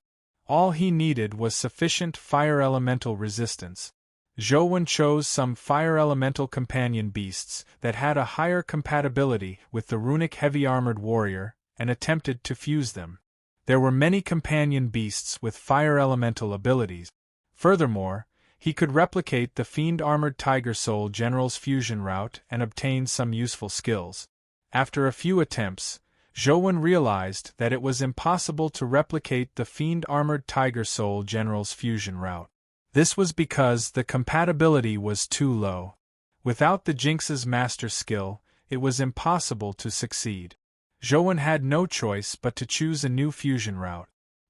He fused the Steel Furnace Sprite, Fire Queen, Fire Giant, and other companion beasts with the runic heavy-armored warrior. The outcome wasn't that great. The initial compatibility wasn't bad, and the success rate was rather high. Even if there were occasional failures, he could start all over again. After all, Zhou Wen had quite a number of such companion beasts. However, the most critical step was to fuse with the Fire Furnace Queen. The Fire Furnace Queen had the Fire Elemental Body Life Providence, the Fire Crown Life Soul, and the Fire Elemental Affinity skill. These skills were very suitable for fire-resistant armor.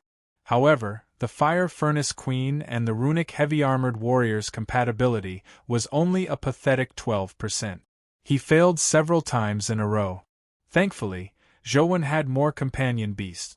If he failed once, he would keep trying. There would definitely be a time when he succeeded. It was good to be rich and capricious. After dozens of fusion attempts, he ended up with 4. However, among the 4, only 2 of them inherited the Fire Furnace Queen's life providence and life soul. Furthermore, only one of them had an armor companion form. Zhou could only continue fusing. It was only because Zhou had many companion beasts that he had survived over the years. Otherwise, he wouldn't have been able to withstand such a torment. After 70 to 80 fusion attempts, he produced a total of 3 that Zhou needed. They were in an armor form with a fire elemental body life providence and a fire crown life soul. 2 of them had the fire elemental affinity skill. With these 3 foundations, Zhou began choosing fire elemental companion beasts with high compatibility to continue fusing. When advancing to the mythical stage, Zhou chose a fire giant. This mythical fire elemental companion beast had the wheel of destiny of flame rebirth. However, the fire giant's flame rebirth was different from the phoenix's nirvana. The phoenix's nirvana was true rebirth, while its flame rebirth was just a thick layer of skin being reborn in flames. It had a powerful affinity with fire. Although it wasn't true rebirth, it was very useful for flaming armor. With a compatibility of 74%, he failed once when fusing the 3 foundations with the fire giant. The one that failed was the one with the fire elemental affinity. It made Zhou's heart ache. Thankfully, there were still 2 more. 1 less was acceptable. Following that, Zhou became even more cautious. When choosing skills to fuse, he didn't dare to fuse those with less than 90% compatibility. He even chose those above 95. After more than a day, Zhou finally succeeded in fusing 2 armored companion beasts with extremely high fire elemental resistance. Fire Pattern Divine Armor Queen, Mythical Life Providence, Fire Elemental Body Life Soul, Fire Crown Wheel of Life Soul, Flame Rebirth Strength, 67 Speed, 72 Constitution, 61 Essence Energy, 80 Talent Skill, Fire Elemental Affinity, Divine Pattern, Flame Armor, Fire Shield, Fire Furnace Companion Form, Armor. The others' stats were similar to the skills, but it lacked the Fire Elemental Affinity skill. I'll give it a try and see if this armor can withstand the high temperatures of Dubhe. If it doesn't work, I'll have to think of a way to fuse it with the Terragrade, Zhou thought as he summoned the Fire Pattern Divine Armor Queen in its armor form. Chapter 1563. Scarlet flames immediately enveloped Zhou's body. The black armor stuck closely to his skin, perfectly outlining his muscular figure. On the black armor, there were some scarlet crystal-like lines embedded in it, forming shimmering patterns. Flames enveloped the armor, making Zhou look like a flaming magic knight from the abyss. The design isn't bad, but I wonder how effective it is. This one doesn't have any affinity with the fire element. I hope it can withstand it. Zhou directly activated the dungeon and entered Dubhe with Queen Flame-patterned divine armor. The high temperature of Dubhe was enough to burn ordinary mythical creatures to ashes. It was indeed difficult for mythical armor to protect 2 epic humans. Thankfully, Zhou's requirements weren't high. As long as Queen Flame-patterned divine armor could last for 2 to 3 seconds, preventing Liz and Lim from being killed by the high temperature, that would be enough. The moment he entered the Dubhe star, Zhou, who was wearing the Empress Flame-patterned divine armor, felt the temperature instantly rise. However, the Empress Flame-patterned divine armor didn't immediately melt. Instead, the flame patterns on his body lit up as the flames outside the armor burned wildly. The black part of the armor was like a piece of red-hot iron as it suffused a faint red glow. However, the temperature inside the armor didn't continue rising. Instead, it slowly dropped. Zhou was pleasantly surprised. The effects of Queen Flame Pattern Divine Armor were much better than he had imagined. As expected of an armor with full fire elemental resistance. Such an effect was probably comparable to fire elemental Terragrade armor. It wasn't surprising. Typical fire elemental armor would at most have 1 or 2 fire elemental defensive skills. It was almost impossible to find one with all fire elemental defensive abilities among natural companion beasts. Although the internal temperature is still a little high, it should still be within the acceptable range of an epic, right? Zhou felt that he should be able to return to Earth this time. However, before that, Zhou had to confirm if demonic neonate was considered a person. If not, Zhou needed to find another person and fuse another Queen Flame Patterned Divine Armor. He brought demonic neonate to the Rubik's Cube and used a needle to prick demonic neonate's finger. He dripped a drop of blood into the Rubik's Cube and was immediately absorbed by it. The Rubik's Cube lit up and the number 3 appeared. Clearly, it needed the blood of 3 more creatures to truly activate it. Since demonic neonate is considered a person, it's simple. We can return to Earth now. After Zhou returned to the cemetery, he called Liz and Lim over. If I were to go to a very, very distant place and might never return again, would you be willing to follow me? Zhou asked the 2 women. Although Zhou could have taken them away without saying a word, he didn't wish to do so. After all, this was their home. The chances of them returning in the future were very slim.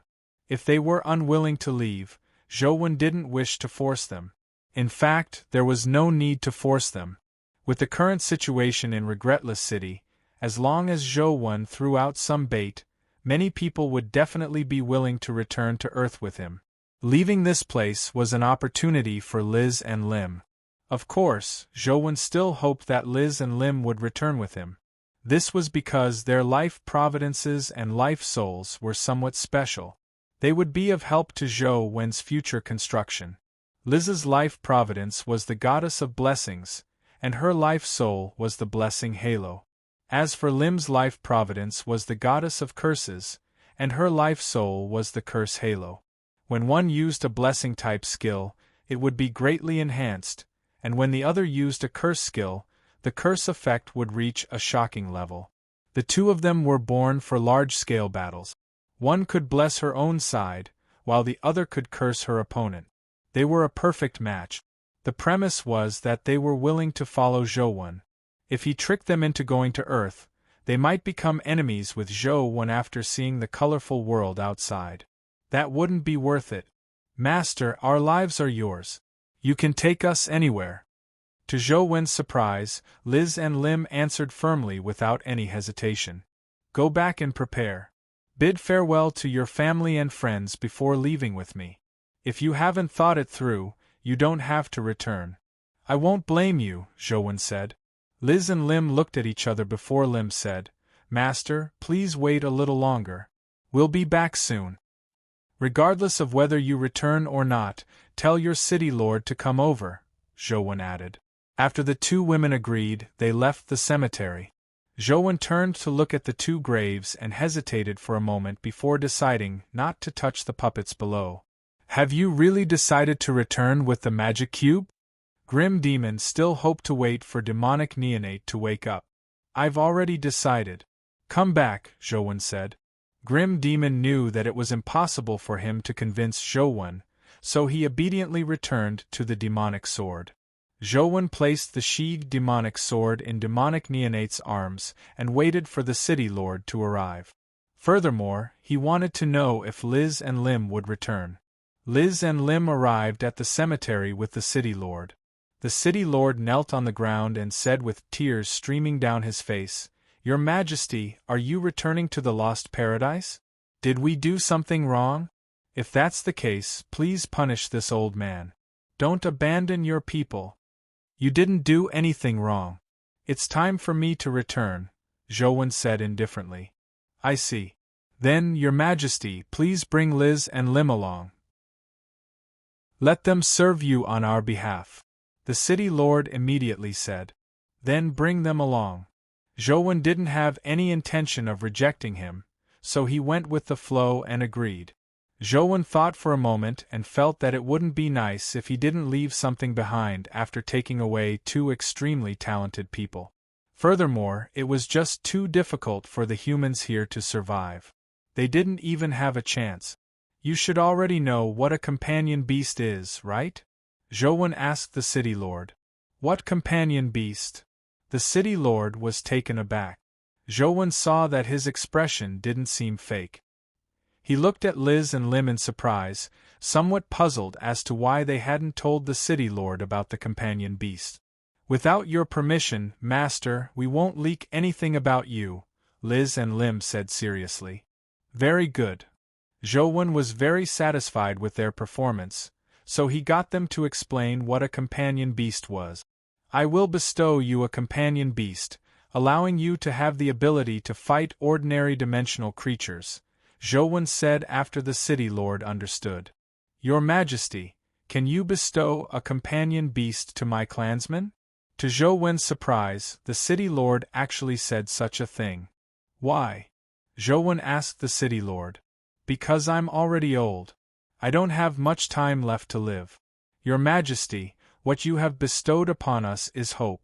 I hope to leave it to the most promising youth in Regretless City. That is our future, the city lord said.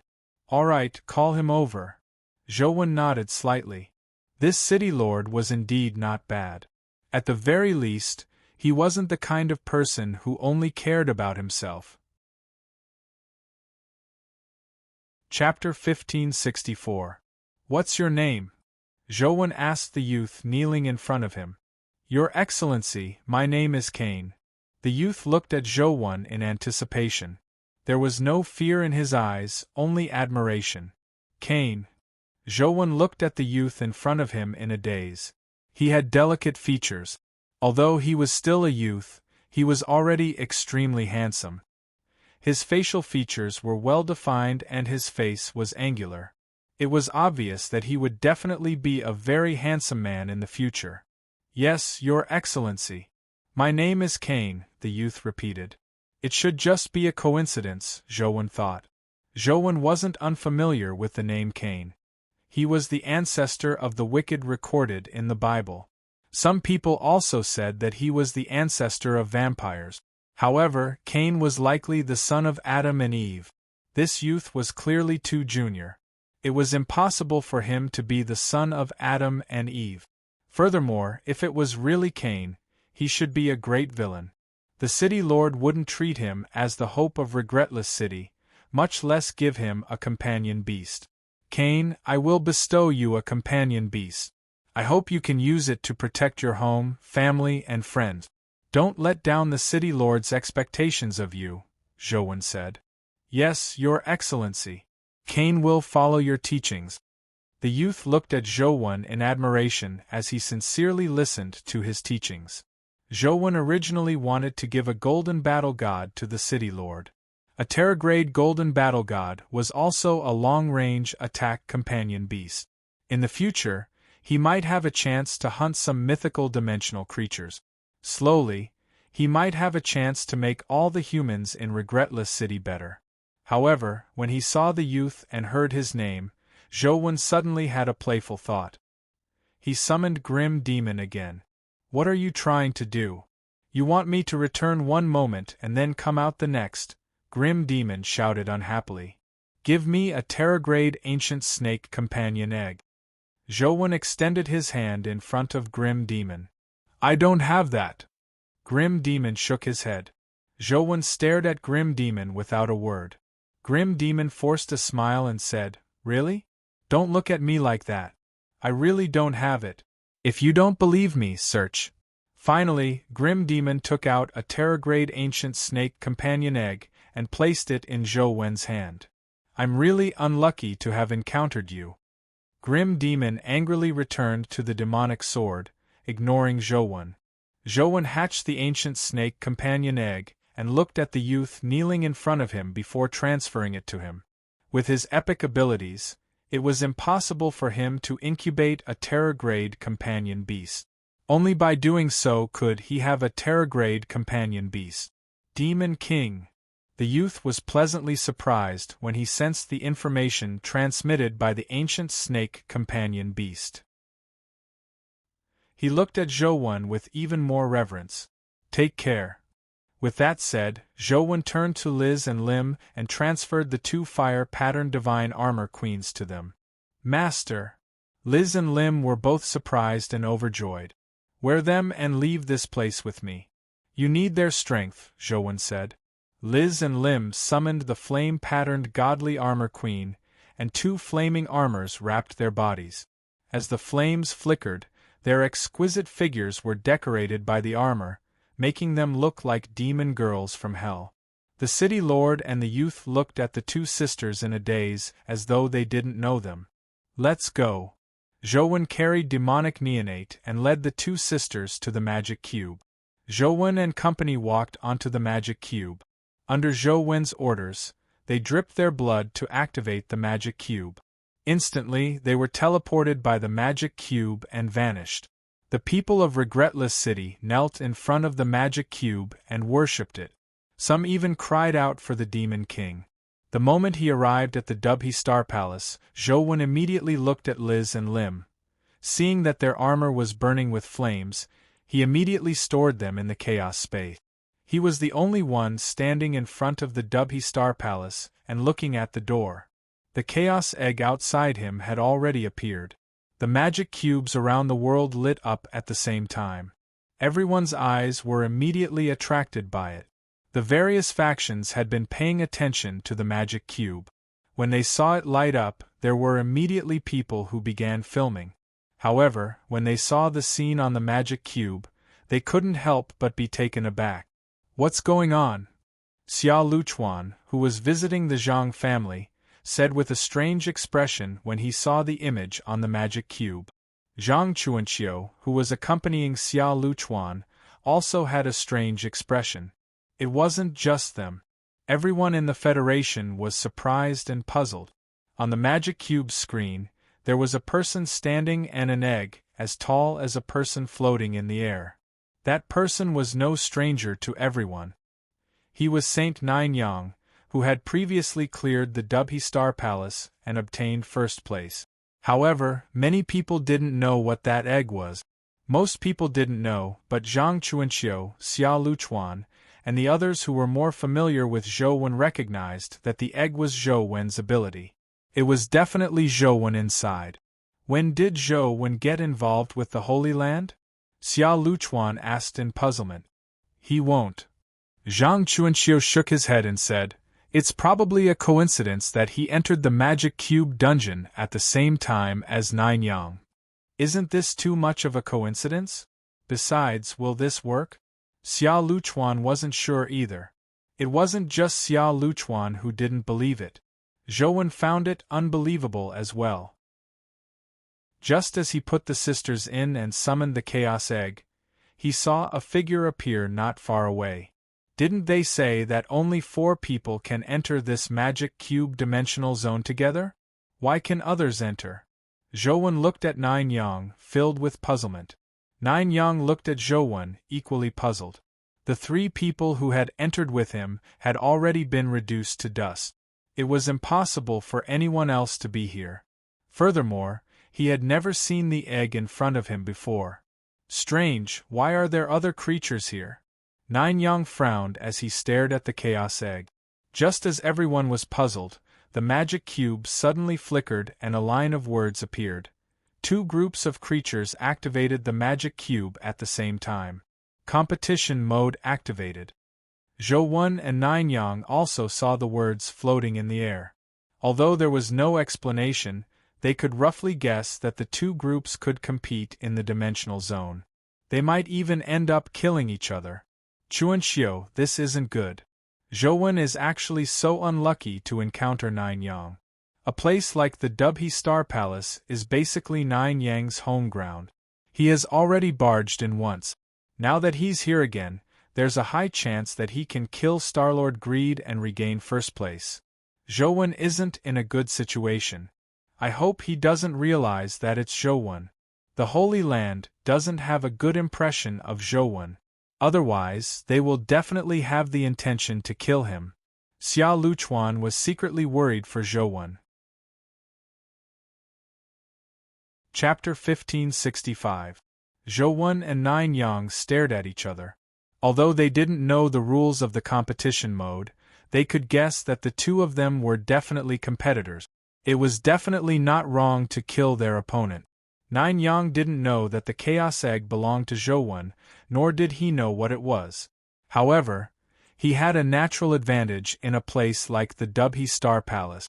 With the Sun Divine armor, it was even possible for him to kill Star-Lord Covetous Wolf. He naturally wouldn't retreat first. Zhou actually didn't know Nine Yang either. This was because he didn't watch Nine Yang's challenge. In a place like Regretless City, there was no internet to read news, so he didn't know Nine Yang. He only knew that there was such a person on the rankings. Seeing that Nine Suns was a human, Zhou didn't wish to fight Nine Suns. After all, he only wanted to use the teleportation array to return. He had no intention of attempting the rankings, so he ignored Nine Suns and rushed towards the Dubhe Star Palace's entrance. "Wait a minute." Jiu Yang suddenly called out to him. "What's the matter?" Zhou asked Nine Yang. "Are you human?" Nine Yang was slightly taken aback when he heard Zhou voice. He imagined that the Chaos Egg would be a high-level dimensional creature, but from the voice it seemed to be a human. "So what if I am?" Zhou asked. Zhou's answer immediately excited the Federation citizens. There were very few humans who could enter the Dubhe Star Palace. Now, many people were guessing who the human inside the Chaos Egg was and if he had a guardian. Although humans with guardians were still considered pure humans, in comparison, they weren't as popular as humans who used mythical fluids. Saints like Nine Yang, who came from a holy land, were even less popular. Before seeing who the person inside the Chaos Egg was, people still had some fantasies. They hoped that it was a human who had rushed into the Dubhe Star Palace with his own abilities and not a human who had borrowed the power of a guardian. "As a human, I'll give you a way out. Follow me and don't do anything," Nine Yang said to Zhou. Everyone understood what Nine Yang meant. If Zhou competed with him for the rankings, only death awaited him. If he didn't compete with him and listen to him, he would still have a way out. Everyone looked at Zhou, waiting for his answer. Although many people felt that fighting with the Nine Suns in a place like the Dubhe Star Palace was no different from courting death, most people still hoped that they could fight. After all, it was human nature to love watching a show. "All right." Zhou agreed immediately. He didn't want to compete with Nine Suns for the ranking, as it was meaningless. If he didn't clear the Big Dipper dungeon, he wouldn't get the reward, so there was no point in competing. Now, Zhou only wanted to return to Earth as soon as possible. He didn't want to stir up so much trouble. Zhou's answer left Nine Yang slightly taken aback. He never expected the other party to be so direct. However, since he was already terrified, Nine Suns didn't have the intention of forcefully killing him. He glanced at Zhou and said, "I hope you know what you should and shouldn't do. Otherwise, bear the consequences." With that, Jiu Yang walked towards the gate of the Dubhe Star Palace. "How boring! Giving up like this is not manly at all. This is a wise decision. Fighting Nine Yang, who has the power of the Sun God, in a place like the Dubhe Star Palace is like striking a rock with an egg. It's no wonder there's an egg outside. He's just an unlucky bastard." It wasn't easy for him to attempt the Rubik's Cube rankings. He probably wanted to rush into the teleportation array, but he was so unlucky. He activated the Rubik's Cube at the same time as Saint Nine Yang and created some competition mode. This is all thanks to Nine Yang's kindness. Otherwise, he can only blame himself for being unlucky. Haha, unlucky bastard. This name is just too appropriate. Soon, the words "unlucky bastard" spread on the internet. Looking at Zhou, who was floating in the air and following Nine Yang into the Dubhe Star Palace, he increasingly felt that the word "unlucky bastard" suited him. Although it's a little embarrassing, it's better than fighting 9 Yang in a place like the Dubhe Star Palace. It won't be too late to settle scores with 9 Yang after we return to Earth, Xia Luchuan said with a smile as he heaved a sigh of relief. Zhang Chuanxiu looked at the chaos egg in puzzlement and muttered to himself, "Strange." "What strange?" Xia Luchuan asked Zhang Chuanxiu. "I know Zhou Wen a little. With his personality, there's no reason for him not to compete unless he's not going to clear the trials. Although 9 Yang is powerful, he has a natural advantage in the Dubhe Star Palace. However, since Zhou Wen is going, he should be aiming for first place. No matter what, he has to defeat 9 Yang. Since he has to defeat 9 Yang, is there a need for him to retreat?" Zhang Chuanxiu said. "That makes sense." Xia Luchuan thought for a moment and felt that Zhang Chuanxiu was right. Back when Zhou Wen fought Xia Zhihuang, he hadn't been so cowardly despite the difficult situation. "According to what you said, if he's not going for the rankings, why is he going to the Dubhe Star Palace?" Xia Luchuan said after some thought. "Then we can only ask him." Zhang Chuanxiu couldn't guess. They never would have guessed that Zhou Wen was just passing by. Zhou Wen followed behind 9 Yang. Just as he entered the Dubhe Star Palace, Starlord Greed erupted with a terrifying explosion of light that blasted at 9 Yang at the front. The Sun Divine armor on 9 Yang's body emitted a divine glow like the sun. When the explosion of light landed on him, not only did it fail to injure him, but it also made the Sun Divine armor even stronger. This person's guardian is quite interesting. Zhou Wen couldn't help but be curious when he saw how magical the Sun Divine armor was. It was much stronger than his flame-patterned Divine Armor Queen. He sized up 9 Yang and the Sun Divine armor in the Chaos Egg. Unbeknownst to Zhou Wen, the Sun Divine armor was created by the Sun Holy Temple. The strongest Sun Guardian was incomparable to ordinary guardians. Under the full efforts of the Sun Holy Temple, it was already a calamity-grade guardian. It wasn't easy for the Sun Holy Temple to wait for 9 Yang, who was most compatible with the Sun God Guardian, to arrive. Only then did they bestow the Sun God Guardian to him. 9 Yang's status in the Sun Holy Temple was equivalent to Zhao's status in the Trajectory Holy Temple. 9 Yang didn't let down the Sun Holy Temple's expectations. The last time he passed through the Dubhe Star Palace, the Sun God Guardian was still at the mortal stage. In just a short period of time, it had already reached the Hell stage. Apart from the full support of the Sun Holy Temple, the most important thing was that 9 Yang's talent and life providence were too compatible with the Sun God Guardian. 9 Yang had come to kill Starlord Greed. He stood in the explosion of light as the Sun God armor on his body shone like a blazing sun. He walked towards Starlord Greed step by step against the terrifying explosion of light. Starlord Greed seemed to feel the pressure as he stood up from his throne. Chapter 1566. Zhou Wen originally wanted to leave through the teleportation array, but when he saw that 9 Yang was already fighting Starlord Covetous Wolf, he decided to watch their battle from a corner by the door. Starlord Covetous Wolf was like an arsenal. No matter what technique he used, it would feel perfect and even astounding. So it can be used this way. Those who could truly understand Starlord Covetous Wolf's battle marveled inwardly from time to time. Although Zhou Wen had already seen it once, he was still astounded when he saw it again. 9 Yang wasn't at a disadvantage when fighting Starlord Covetous Wolf. He wasn't as astounding as Starlord Covetous Wolf. His every move was square and not surprising at all. It was just like how the sun would rise in the morning and set in the evening every day. It was never absent, nor would it surprise anyone. He was a man without surprises. His simple moves were evenly matched with Starlord Covetous Wolf. No matter how astounding Starlord Covetous Wolf's attacks were, it was difficult for him to truly suppress 9 Yang. He was only evenly matched. What was even more terrifying was that due to the Sun Divine armor, The high-temperature radiation that Star-Lord Covetous Wolf released made the Sun Divine Armor's strength grow stronger. In a short period of time, Star-Lord Covetous Wolf still had the advantage, but over time, Nine Yang would definitely have the advantage. As expected of a man with the Sun God. He's really too strong. The 4 Dinosaur Kings had to fight 4 against 1 to defeat Star-Lord Covetous Wolf. Nine Yang can fight Star-Lord Covetous Wolf alone. Furthermore, it looks like he has a high chance of winning. That's the difference. In comparison, that unlucky bastard is...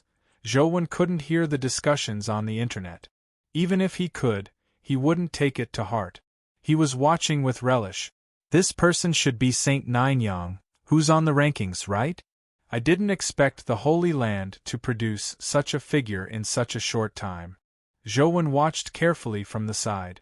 Most of the saints who came from the Holy Land were enemies. If he could understand more now, he would know his enemy when they really fought in the future. After watching for a while, Zhou felt a heartfelt admiration for Nine Yang. Zhou had seen many Guardians. The humans who had contracted Guardians basically focused on developing the Guardian's abilities. They were studying how to maximize the Guardian's strength. Of course, Jiuyang also did this. However, he did not give up on his own cultivation. His strength came from the Guardian, but his techniques and concepts had also reached an extremely high realm. Even without the support of the Guardian's power, his techniques and concepts were still top-notch. Where did the Holy Land find these people? People like Xiao and Jiuyang are the most talented humans. What a pity! Zhou felt a little regretful. Unfortunately, these people were saints of the Holy Land. They were different from Jiang Yan and the other Guardians.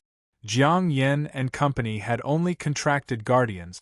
As long as the Guardian was of one mind with them, they could completely control their own fate. They didn't need to be controlled by the dimension. The holy disciples of the Holy Land were not so simple. Even if their Guardians were willing to follow them, it would probably be difficult for them to betray the Holy Land. In any case, Zhou had never heard of any traitors in the Holy Land. Previously, Tianzhua had captured a few saints, but he failed to dig out anything. Even if some saints were willing to submit, it was later proven that they were only pretending. The Holy Land's control over saints definitely exceeded the imagination of ordinary people. After watching for a while, Zhou knew that with the Guardian's power, Jiuyang would eventually win. It seemed meaningless to continue watching. Zhou floated towards the teleportation array, planning on leaving the Dubhe Star Palace and returning to Earth. After floating for a few meters, before Zhou could approach the teleportation array, he suddenly saw a light flash on the throne. Another Star-Lord Greed appeared. After the second Star-Lord Greed appeared, he immediately charged down without a word. As Zhou was relatively far away from the newly appeared Star-Lord Greed, the newly appeared Star-Lord Greed pounced at Jiuyang, who was closer to him. Nine Yang, who had already held a slight advantage in the one-on-one battle, immediately fell into a perilous situation after being besieged by the 2 ravenous wolf Star-Lords. What's going on? Why are there 2 Star-Lords Greed? Previously, the 4 Dinosaur Kings attacked Star-Lord Greed together, but there wasn't a second Star-Lord Greed. How can that be the same? The 4 Dinosaur Kings are a team, while Unlucky and Jiuyang are actually 2 different teams. It's normal for 2 Star-Lords Greed to appear. Jiuyang is being attacked by 2 Star-Lords Greed. It looks like he can't hold on any longer. Why are the 2 Star-Lords Greed attacking Jiuyang and not attacking that unlucky guy? Everyone discussed. Zhou was somewhat surprised as well. He never expected such an unforeseen development. It wasn't just Zhou who hadn't expected this. 9 Suns hadn't expected it either. Although the Sun Divine Armor could restrain Star-Lord Greed's high-temperature radiation blast, Star-Lord Greed's strength was no trifling matter other than the high-temperature radiation blast. Furthermore, Star-Lord Greed's combat strength was too powerful. Jiuyang could deal with him one-on-one, but he immediately fell into an extremely dangerous situation when it was 2 against 1. Even if he wanted to rush to the teleportation array, he no longer had the chance. The second Star-Lord Greed's combat strength was in no way weaker than the first. The two Star-Lords cooperated seamlessly as they constantly suppressed Jiu Yang. Bam! Jiu Yang was struck in the shoulder by Star-Lord Greed's punch. The streams of light on the Sun Divine armor shattered as Jiu Yang couldn't help but take a few steps back. Thankfully, Jiu Yang's foundation was strong enough, and the Sun Divine armor was indeed powerful. The punch only injured Jiu Yang slightly and didn't severely injure him. Jiu Yang forcefully stabilized his body and dodged the other Star-Lord Greed's pursuit. He punched out with both fists and exchanged countless punches with the previous Star-Lord Greed. Explosions of light and shock waves erupted continuously, causing the entire hall to rumble as though it was about to collapse. The two Star-Lords Greed seemed to be one. Under the series of attacks, they forced Jiu Yang into a retreat. Haha, this time, Jiu Yang has fallen into a trap of his own making. He never expected that there would be two Star-Lords Greed in competitive mode. From the way Star-Lord Greed appeared, if he had killed Zhou when outside the door, the second Star-Lord Greed probably wouldn't have appeared, Xiao Luchuan gloated. Zhang Chuanxiu smiled bitterly and said, Nine Yang isn't the only one who didn't expect it. Even we didn't expect it. Fortunately, Jiu Yang is in front. Zhouwen still has a chance to rush into the teleportation array. Otherwise, once the two Star-Lords Greed kill Jiu Yang, Zhouwen will also be doomed. Chapter 1567. Zhouwen didn't plan on escaping. He was now thinking about which companion beast to send to fight. Zhouwen originally didn't plan on fighting, but from the looks of it, it was almost impossible for Nine Yang to win. At most, he could severely injure Star-Lord Greed or risk his life to kill one in a one-for-one exchange. It would be a waste not to take advantage of such an opportunity. After all, this was a Calamity-grade Star-Lord Greed. In-game, he might have to clear all the Big Dipper dungeons before he could respawn. However, two had appeared in real life. If a companion beast dropped, he would have made a killing. Zhouwen planned on finishing off the two Star-Lords Greed when Nine Yang couldn't do it. Which companion beast should I send to fight? The golden WRM scissors is too obvious. It's more suitable to keep it as a trump card. After some thought, Zhouwen planned on letting the newly advanced Calamity-grade Tiger Soul General fight. The Tiger Soul General was too suitable for the Big Dipper dimensional zone. He would definitely have to let it appear in the future. It was just a matter of time. Furthermore, the Tiger Soul General's appearance were very different from before. Even people who had seen it in the past definitely wouldn't be able to recognize it. After all, ordinary people didn't have the ability to synthesize companion beasts, nor could they imagine that a companion beast would undergo such a huge change. They wouldn't associate it with the same companion beast. At most, they would think that it was the same type of companion beast. Then let the Fiend-Armored Tiger Soul General train. With a thought, Zhouwen summoned the Fiend-Armored Tiger Soul General. After all, the Fiend-Armored Tiger Soul General needed to accumulate strength in advance. That way it would be ferocious. Otherwise, if it was only at the mortal stage, it would have to waste time accumulating strength to kill Star-Lord Greed. After the Fiend-Armored Tiger Soul General came out, it suffered the impact of the high-temperature radiation and light explosion. The flames in its body immediately burned as though something was swimming in its armor. Zhouwen got the Fiend-Armored Tiger Soul General to stand beside him and waited for the opportunity to attack. The spectators were alarmed when they saw a companion beast appear beside the unlucky bastard. They couldn't help but size it up. The Fiend-Armored Tiger Soul General's current appearance was indeed not bad. Its entire appearance was extremely imposing, like a mechanical warrior riding a mechanical tiger.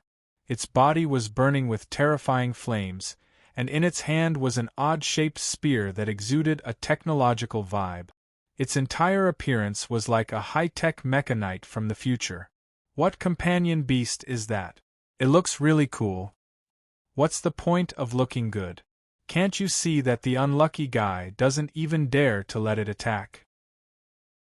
At present, the companion beasts that humans have don't seem to be able to fight calamity-grade creatures, right? To be able to withstand high-temperature radiation, it should probably be at the Terra grade. From the flames on his body, it's obvious that he's a fire elemental companion beast. It's not surprising that he can withstand high-temperature radiation. Professor Gu, what do you think of the companion beast summoned by the unlucky bastard? Can you determine what level it is? The host, Su-Yi, and Professor Gu chatted on the show. Based on his appearance and the abilities he has displayed, he should at least be at the Terra grade. However, the possibility of him being at the Calamity grade isn't high, Professor Gu said. Why? Is it because there aren't any Calamity grade companion beasts among humans? Su-Yi asked in puzzlement. Professor Gu smiled and said, there are already Calamity grade companion beasts among humans. This is something I saw with my own eyes. However, it's not convenient for me to reveal the exact companion beast. However, I'm certain that it's not the one on the screen. Furthermore, if the unlucky bastard has a Calamity-grade companion beast that can fight Star-Lord Covetous Wolf, he wouldn't have wanted to walk towards the teleportation array. Previously, he had already decided to give up and leave, indicating that he doesn't have the confidence to fight. Therefore, I'm guessing that the companion beast isn't at the Calamity grade. It's most likely at the Terror grade. I see. Since it's only a Terra grade companion beast and can't fight Star-Lord Covetous Wolf, what's the point of summoning it now? Su-Yi asked again. A Terra grade companion beast naturally can't compete with a Calamity grade creature. However, if Saint Nine Yang and the two Star-Lords Covetous Wolf are injured, he might still have a chance, Professor Gu said. Are you saying that the unlucky bastard wants to take advantage of it? Is that possible? Su-Yi said in surprise. Although the chances aren't high, if he succeeds, he might be able to kill two Calamity-grade creatures in one fell swoop. If he's lucky and a companion egg drops, he will be able to soar. After all, such an opportunity doesn't come by often. Without Saint Nine Yang, there wouldn't be such an opportunity. It's normal for some people to be blinded by the huge benefits, Professor Gu said. Then, can the unlucky bastard seize this once-in-a-lifetime opportunity? Let's wait and see. Su-Yi was also very curious about the outcome. The people watching the program were crazily sending bullet comments to discuss this matter. Most people believed that the unlucky bastard was taking too much risk and that the chances of success were too low. Now, the best choice was to take the opportunity to teleport away. Otherwise, it was very likely that he would die here. Bam! Bam! 2 consecutive attacks landed on Nine Yang, dimming the luster of the sun god armor on his body. Cracks crisscrossed the armor. Can I only use that power? Nine Yang felt somewhat bitter. He had always been unwilling to use that power because it made him feel like he was just a puppet with no value to his existence. Therefore, he would rather use his skills to fight than use that power. But at this point, he seemed to have no other choice. Do you need help? Nine Yang suddenly heard a voice and couldn't help but be taken aback. Although he had been fighting with all his might, he didn't give up monitoring Zhou Wen to prevent him from causing trouble while he was fighting. When Zhou Wen summoned the Tiger Soul General, Nine Yang also saw it. He had the same thoughts as Professor Gu and most people. He believed that Zhou Wen wanted to take advantage of the fact that he and Star-Lord Greed were both injured.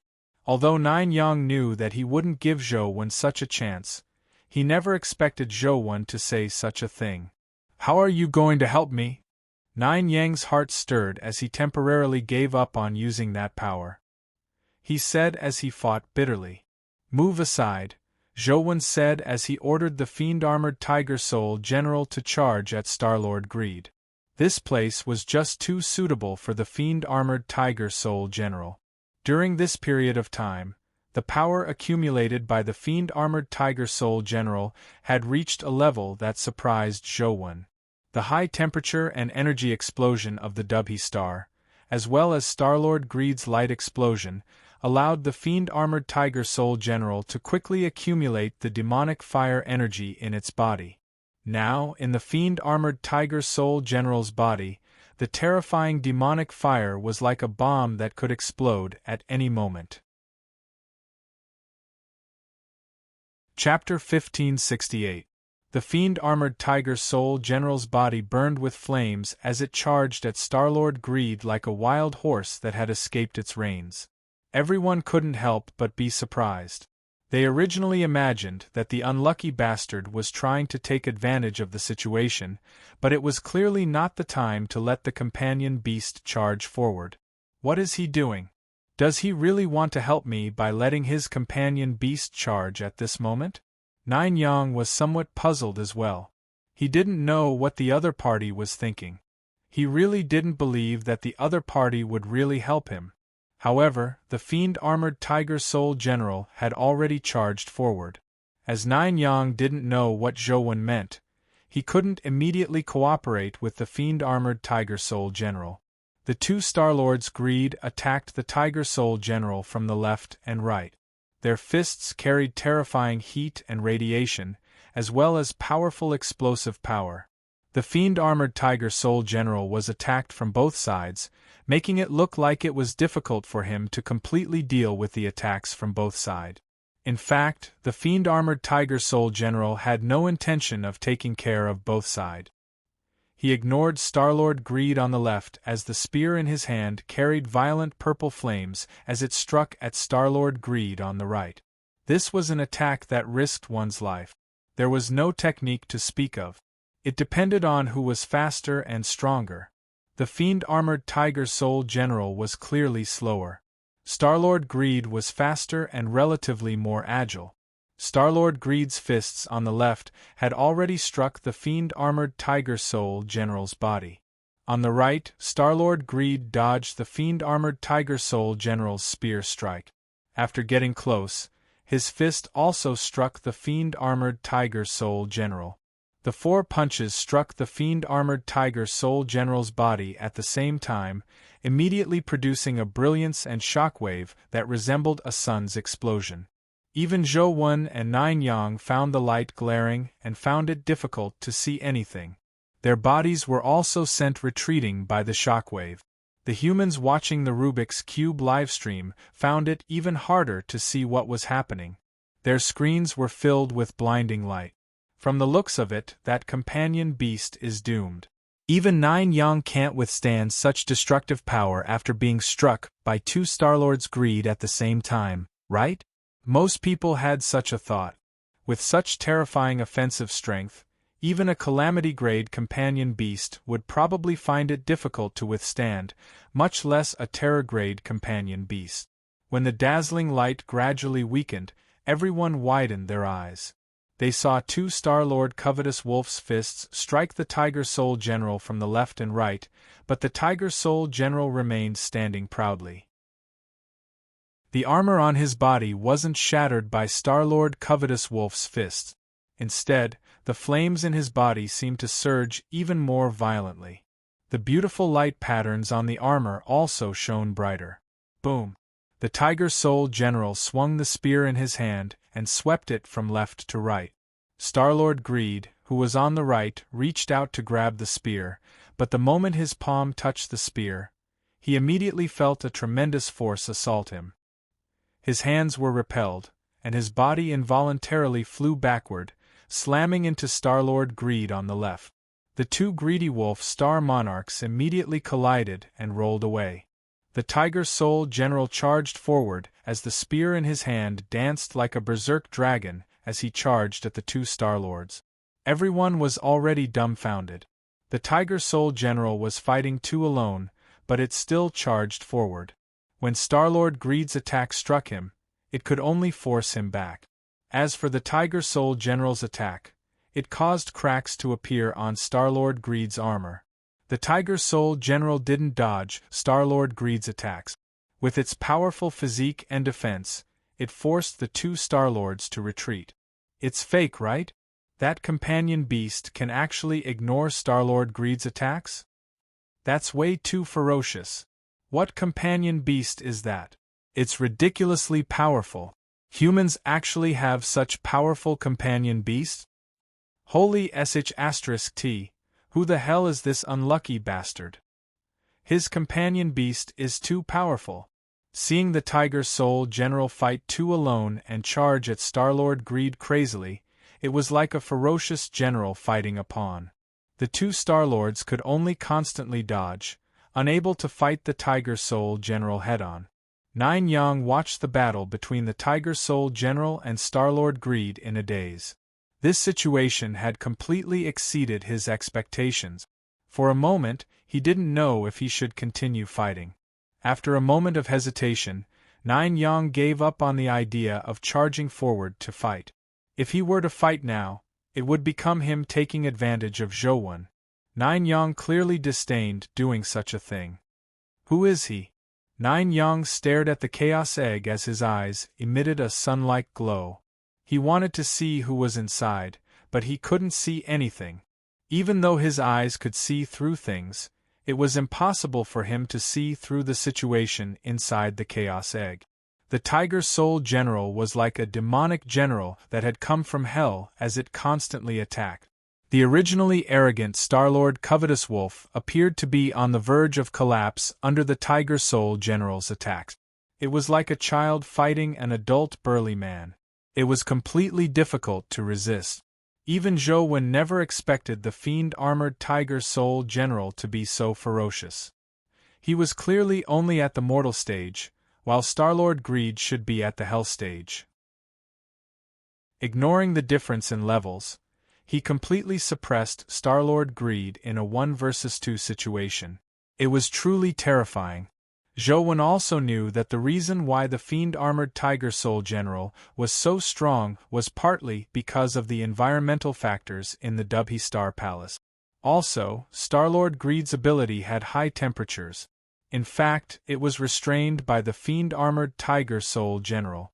The fiend-armored Tiger Soul General became stronger as he fought. In the beginning, Star-Lord Greed's attacks could still push him back a distance. Later on, it wasn't easy to push him back a step or two. Crack! The fiend-armored Tiger Soul General was like a ferocious tiger that had descended the mountain. With violent flames, he pierced through the chest of a Star-Lord Greed and nailed him to the ground. Another Star-Lord Greed crazily brandished his fists from behind, punching the back of the Tiger Soul General's head. However, the violent attacks failed to even crack the Tiger Soul General's helmet. The Tiger Soul General grabbed Star-Lord Greed's neck and pulled him in front of him. Star-Lord Greed used both his hands and feet to attack the Tiger Soul General with all his might. However, the Tiger Soul General seemed to be unaware of his hydrogen bomb-like power. He exerted strength with his palm and snapped Star-Lord Greed's neck. A head fell off his neck. At the same time, his body lost its vitality and his limbs drooped. Star-Lord Greed, who was nailed to the ground, struggled to get up, but he was pinned down by the spear, making it difficult for him to get up. The Tiger Soul General glanced at him and raised the spear in his hand, sending Star-Lord Greed flying. While Star-Lord Greed's body was still in midair, the tip of the spear in the Tiger Soul General's hand was like a Gatling gun barrel as light bullets continuously shot out. Like a group of meteors, the light bullets kept bombarding Greed, who was in midair. After dozens of seconds, Greed's body was blown up. The remaining 2 chapters were a little later, probably around 9 o'clock. End of this chapter.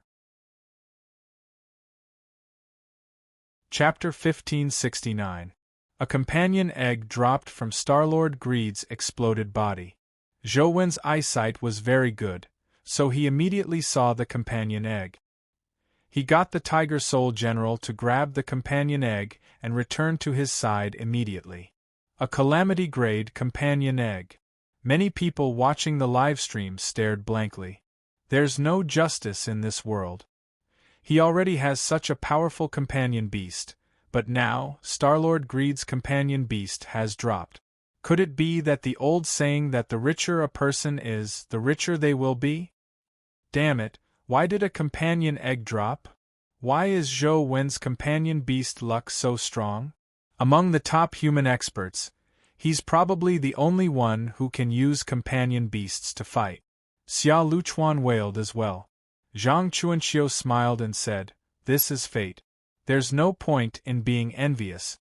Starlord Greed's companion beast, Professor Gu, this should be the first calamity-grade companion egg dropped by a human that the Federation citizens know of, right? Su Yi asked Professor Gu. Professor Gu still hadn't recovered from his shock. When he heard Su Yi's question, he seemed to snap to his senses and said expressionlessly, "It's indeed the first calamity-grade companion egg witnessed by a Federation citizen."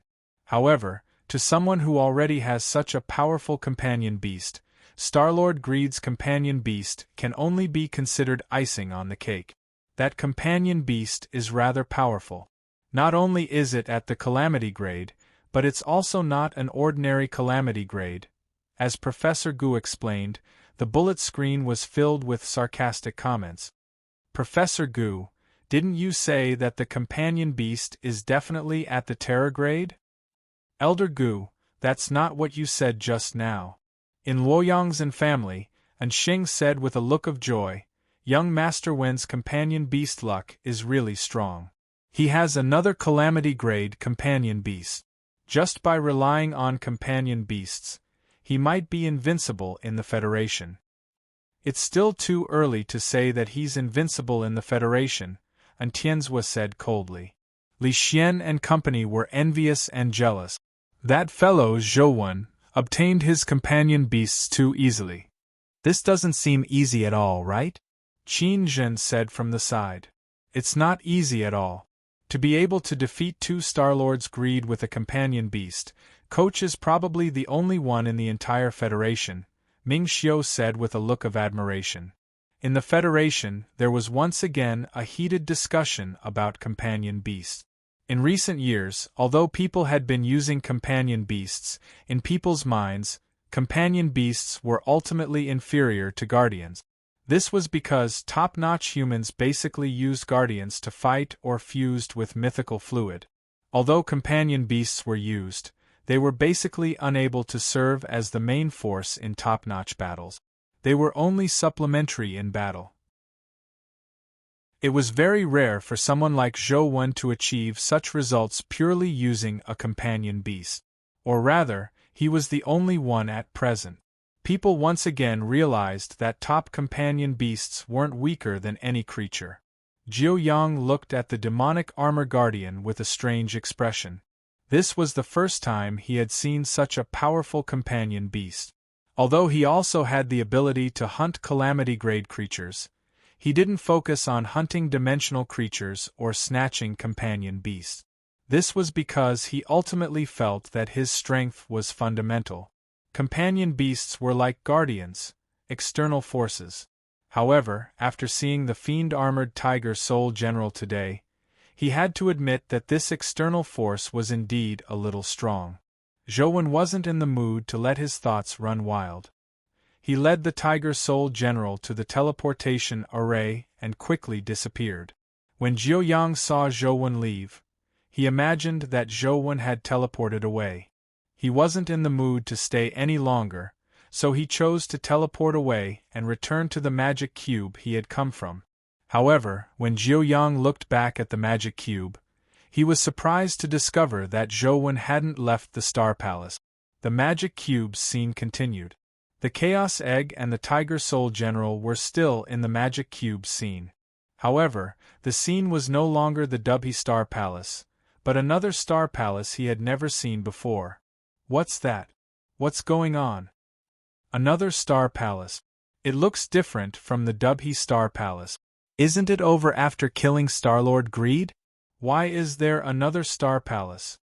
Everyone looked at the Magic Cube's livestream in surprise as they guessed what was going on. Some of the more active people seemed to have already guessed what it was. Could it be that the dimensional zone this time isn't just the Dubhe Star Palace, but a series of dimensional zones? It can't be? In that case, Could it be that the Big Dipper has a dimensional zone each? One has to pass through 7 dimensional zones before they can be considered to have truly cleared the level? That must be the case. Do you still remember that after clearing the Venus dimensional zone, there were companion eggs to obtain, but nothing appeared after clearing the Dubhe Star Palace? This means that they haven't really cleared the level. This Star Palace is ranked behind the Dubhe Star Palace. It should be the Jade Star Palace, right? From this, the dimensional creature here should be Starlord Giant Gate, right? There were still many talents in the Federation. Many people had already guessed it. However, some people were already beginning to worry for Zhou. This was because the Jade Star Palace was an unknown star palace. The dimensional creatures inside were also unknown. If an unlucky person got into an accident because he wasn't familiar with the dimensional creatures inside, the losses would outweigh the gains. Old Zhang, nice one. Your guess is really accurate. This is indeed a series of dimensional zones. The second Star Palace is undoubtedly the Jade Star Palace. Xia Luchuan gave Zhang Chuanxiu a thumbs up. It's just a basic deduction. Zhang Chuanxiu said, however, isn't Zhou a little too rash? The dimensional creatures of the Jade Star Palace definitely have different abilities and attributes from Starlord Covetous Wolf. If he takes the risk to enter and something happens, it will be a serious loss for us humans. Professor Gu also expressed a similar opinion. This person is clearly inflated. He thinks that a powerful companion beast can solve all problems. This is the most common mistake people make. Different companion beasts should be used against different dimensional creatures. While Professor Gu was explaining in detail, the Tiger Soul General had already rushed through the door of the Jade Star Palace and rushed straight into the innermost part of the Star Palace. Others might not understand the Jade Star Palace, but Zhou knew it very well. Starlord Giant Gate was very strong, but he was only about the same level as Starlord Covetous Wolf. Now, the Tiger Soul General had already accumulated sufficient strength. It was much stronger than when it killed Starlord Covetous Wolf. The current Tiger Soul General was enough to instantly kill Starlord Giant Gate. The gigantic Starlord Giant Gate stood up. His size made the people watching the livestream gasp. Compared to the Tiger Soul General, it was like the difference between an ant and an elephant. It looked much weaker. Chapter 1570. Just as everyone was shocked by Giant Gate's powerful aura and physique, the fiend-armored Tiger Soul General had already rushed over. Star Monarch Mammoth Gate opened his mouth, but before he could release any sound waves, his spear erupted with a terrifying flame bomb. Rumble! Like a meteor shower, the purple flame bullets shot into the mouth of the Giant Gate Star Lord. In a few seconds, the head of the Giant Gate Star Lord exploded. The huge body collapsed with a boom like a mountain collapsing to the ground, causing the entire Star Palace to shake a few times. Different companion beasts target. Yes. Before Professor Gu could finish his sentence, he couldn't close his mouth. The entire Federation fell silent for a few seconds. A few seconds later, the internet went crazy. The bullet screen was filled with all sorts of comments. It was almost impossible to see the livestream. He's going to be invincible. He's 2F** King Strong. Lord Egg Sovereign, please accept my knees. I'm willing to use 10 years of my lifespan to exchange for that companion beast. Egg Sovereign is awesome. Brother who is awesome. Many people on the internet like to give him all kinds of nicknames. Soon, the unlucky guy from before was replaced by Egg Sovereign. They didn't know the Tiger Soul General's name, but seeing his aura that resembled a ferocious tiger and the tiger-like creature he was sitting on, they gave him the nickname Brother Who. There were many other nicknames, but these two were the easiest to accept. They quickly spread. Egg Sovereign, continue clearing the trials. Destroy all the Big Dipper dimensional zones. Brother Who is so impressive. What dimensional creature can't he kill? Kill it. Xia Luchuan and Zhang Chuanxiu exchanged looks and saw the surprise in each other's eyes. Zhou Wen's companion beast is ridiculously strong, Xia Luchuan said. It's indeed a little ridiculous. Zhang Chuanxiu suddenly thought of something. He picked up his phone and dialed Zhang Yuji's number.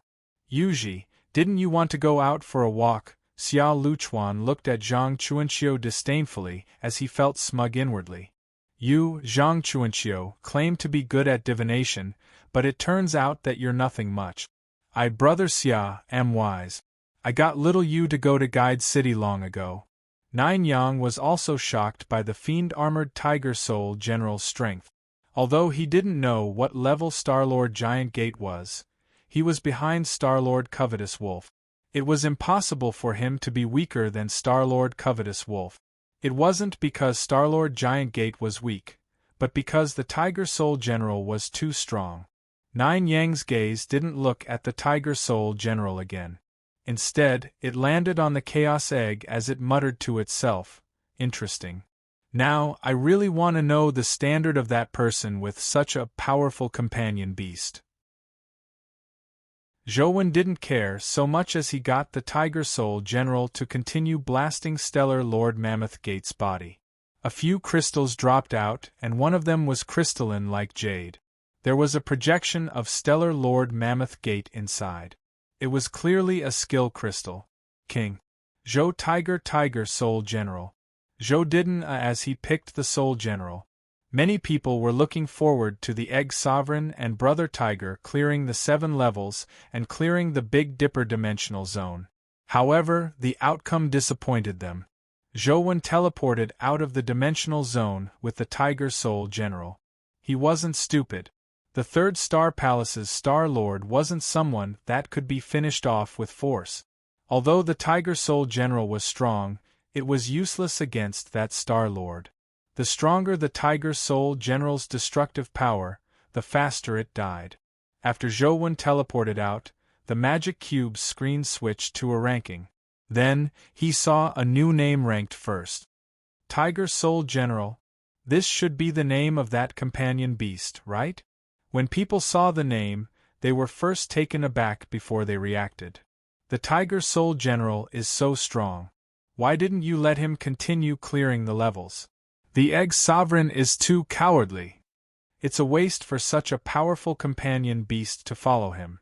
Many people were unhappy that Zhou Wen had withdrawn at this moment. From their point of view, even if the Tiger Soul General couldn't clear the 7th level, it wouldn't be a problem for him to clear 2 or 3 more levels. Withdrawing now was a little too cowardly. There was another thing that surprised people. Although Nine Suns wasn't as good as Zhou Wen's performance, he was already very strong. However, his name had disappeared from the rankings. Originally, even if the Tiger Soul General was on the rankings, Nine Suns would at most drop 1 spot. Now it had completely disappeared. People guessed that it had something to do with the previous competition mode. Nine Suns had already seen the notification on the Magic Cube. As he had lost in the competition mode, he wouldn't be able to enter the dimensional zone through the Magic Cube for a month. Nine Suns, why didn't you use that item? The holy deity walked over from afar and walked behind Nine Suns. Greetings, Your Excellency. Nine Suns knelt on one knee and bowed to the holy deity. Answer me, the holy deity said again. It was my negligence. I originally thought that there was no need to use that item. I never expected such an accident to happen. Nine Suns looked up and asked, Your Excellency, do you know who that Egg Sovereign is? So what if I know? The holy deity said indifferently. Your Excellency, please inform me. I want to meet him in person, Nine Suns said. Sure, but I have a request. Bring him back to the Holy Land. If you can't do it, there's no need to know, the holy deity said. Why should I bring him back? Nine Suns asked. Because he's an enemy of the Holy Land, the holy deity said. He's Zhou Wen. Nine Suns seemed to suddenly think of something as he blurted out. You aren't too stupid. According to the information we previously gathered, That egg-shaped ability is the ability Zhou Wen once used. Up to now, we haven't discovered a second person with similar abilities. We're basically certain that it's him. The holy deity said, "Bring him back to the Holy Land. It's best if you can capture him alive. If you can't, bring his life back." "Yes, Your Excellency." After a moment of silence, 9 sons stood up and bowed before turning to leave. "Shenluo." The holy deity called out softly after watching 9 sons disappear from her sight. "Your Excellency, what instructions do you have?" A young man in gorgeous armor who looked like a prince walked in front of the holy deity and knelt down. "Follow 9 sons in secret. If 9 sons can't complete the mission, you will take over," the holy deity said. "Yes, Your Excellency. I definitely won't disappoint you." The corners of Shenluo's mouth curled up slightly, revealing a strange smile. That clearly handsome face made people shudder. "You still have one more mission. Bring back Zhou Wen's companion beasts, especially that Tiger Soul General. You must bring it back," the holy deity emphasized twice. Shenluo replied with a smile, "Your Excellency, don't worry. This is what I'm best at. It's not just the Tiger Soul General. I will bring back all the companion beasts on Zhou Wen for you." Chapter 1571. After Zhou Wen came out of the teleportation array, he indeed arrived on Merak. Beside him was the Rubik's Cube. If he returned from the Rubik's Cube, he would return to the Rubik's Cube he had come from. Zhou Wen naturally didn't need to return. He directly used the Singularity Universe's powers to teleport back to Earth. "I'm finally back." Zhou Wen couldn't help but heave a sigh of relief when he saw the familiar scenery. Although his life outside wasn't affected much, he still felt comfortable in his own home. This was already Guide City's territory, but it was still a distance away from the city. With a few teleportations, Zhou Wen returned to his yard. "Old Zhou, you're finally back," Li Xian, who lived beside him, said with a grin when he heard the commotion. "It's only been a few days. You make it sound like you've been gone for a few years. Did anything happen here?" Zhou Wen said with a smile. "I, your big brother, am here. What can happen?" Li Xian seemed to think of something as he changed the topic and said with a smile, "I forgot. There's really something." "What is it?" Zhou Wen wasn't flustered at all. Li Xian's tone didn't sound like it was anything urgent. "Xia Xianyue came to our Guide City," Li Xian said. "What's she doing here?" Zhou Wen was slightly taken aback. He had a rather deep impression of Xia Xianyue. The demonic sword in demonic neonate's hand belonged to Xia Xianyue in the beginning. Furthermore, after the incident with Xia Zhihuang, it was difficult not to remember her. "She said that she's here to see if she can do any business. I think she's here for you. Otherwise, why would a missy of the Xia family come here to find business in this crappy place of ours?" Li Xian prodded Zhou Wen with his elbow and said with an ambiguous expression, "Punk, don't you still have a girlfriend? I think this Missy Xia isn't bad. Although she's a little older than you, she's pretty.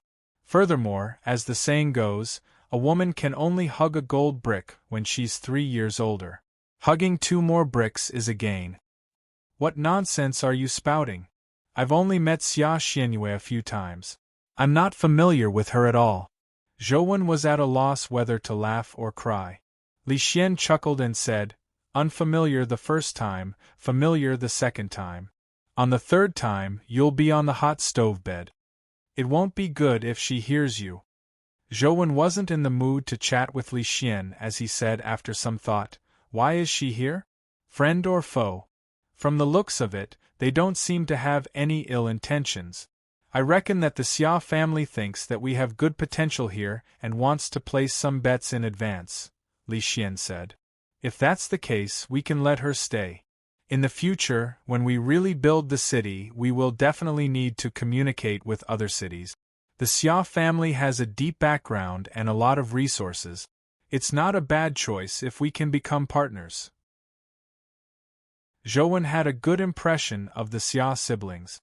"She's been here for days. Do you want to meet her? Li Xian asked. Where is she? Zhou felt that he should meet Xia Xianyue. It was best if he could figure out what she was here for. She's staying in a hotel in the city. I originally prepared a place for her to stay, but she said that she wanted to explore the surrounding area, so she didn't stay here. Li Xian paused before continuing. Recently, she's been circling the nearby dimensional zones. She's probably doing an inspection. Alright, I'll pack up first.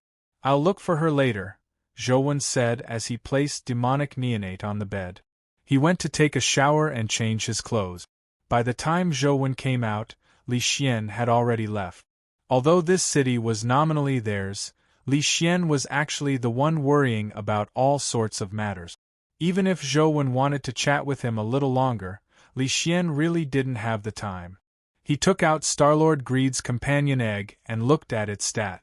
Starlord Greed, Calamity Grade, Evolvable, Life Providence, Big Dipper Dubhi Life Soul, Greed Wheel of Destiny, Omnipotent Terra Form, Star Lord Reincarnation, S Grade, Calamity Domain, Starlight Domain, Hell Grade, Strength, 200 Speed, 200 Constitution, 200 Essence Energy, 200 Talent Skill, Starlight, Wolf Devour, Martial Dao Heavenly Book Companion Form. Ring Zhou couldn't help but be slightly taken aback when he saw Starlord Greed's stats. Typically, only special companion beasts like Banana Fairy and Truth Listener had the lowest stats after evolving to the Calamity grade. It wasn't surprising that Starlord Greed had an evolvable stat, but his stats were the lowest at the Hell grade. This was thought-provoking. Typical wild companion eggs wouldn't have their initial values. Now that Starlord Greed had such stats, it meant that he wasn't ordinary at all. In that case, the Starlords in every domain are actually in their initial state. There should still be a lot of room for growth. Zhou thought again. Don't tell me the Starlord companion beasts of the Big Dipper are all in the form of rings? They might even be able to form a set. Zhou only had this thought. He also knew that it was too difficult to have 7 Starlord companion beasts drop. As Zhou had already seen Starlord Greed's appearance and abilities, he summoned him in the form of a ring. A star ring appeared on Zhou's finger. The ring's surface was a star that emitted a starry halo that enveloped Zhou's body. What's the use of this ring? Zhou was somewhat puzzled. He tried a few times and realized that the starlight wasn't a protective barrier. It couldn't prevent external forces from invading. With a thought, he took out his phone and entered the Big Dipper dungeon. Zhou immediately knew what the halo was for. After wearing this ring, the high temperature and radiation on Dubhe were useless against him. Furthermore, the power of Dubhe was constantly surging into the ring and flowing into Zhou's body through the ring. It made him feel endless power flowing through his body. This ability was only effective on Dubhe. It was useless in the other astral palaces. This thing is only useful on Dubhe. I can't stay on Dubhe all the time, right? It's impossible for me to invite people to Dubhe every time I fight. Zhou felt that the ring's ability was a little useless. However, Starlord Greed's combat strength was still very strong. There was no need for him to appear in his companion form. Zhou packed his things and after some thought, he picked up the sleeping demonic neonate and brought her with him. He didn't know what was going on with demonic neonate. Zhou was afraid that without him by her side, something might disturb her. That would be bad. He carried demonic neonate out and headed for the hotel where Xia Xianyue was staying. What Xia Xianyue had seen in Guide City over the past few days had alarmed her. Xia Xianyue and Xia Luchuan originally imagined that their investment in Guide City would be a timely help. However, the current situation in Guide City was very different from what they had imagined. Apart from Li Xian, Mingxiu and Feng Qiyan were also helping Zhou. The two of them were quite famous in the alliance, but according to the Xia family's intelligence, their strength was much greater than their fame. Now that they were here, it meant that their families had already chosen to invest in Guide City and Zhou. Chapter 1572. What surprised Xia Xianwei even more was that the previously famous female sword immortal, Qin Zhen, was also here. Qin Zhen wasn't as famous as Mingxiu and Feng Chuyan. There was a reason why Xia Xianwei knew of her. Qin Zhen came from a relatively ordinary family, but in the past few years of studying at Sunset College, she had displayed extremely powerful talent in the way of the sword.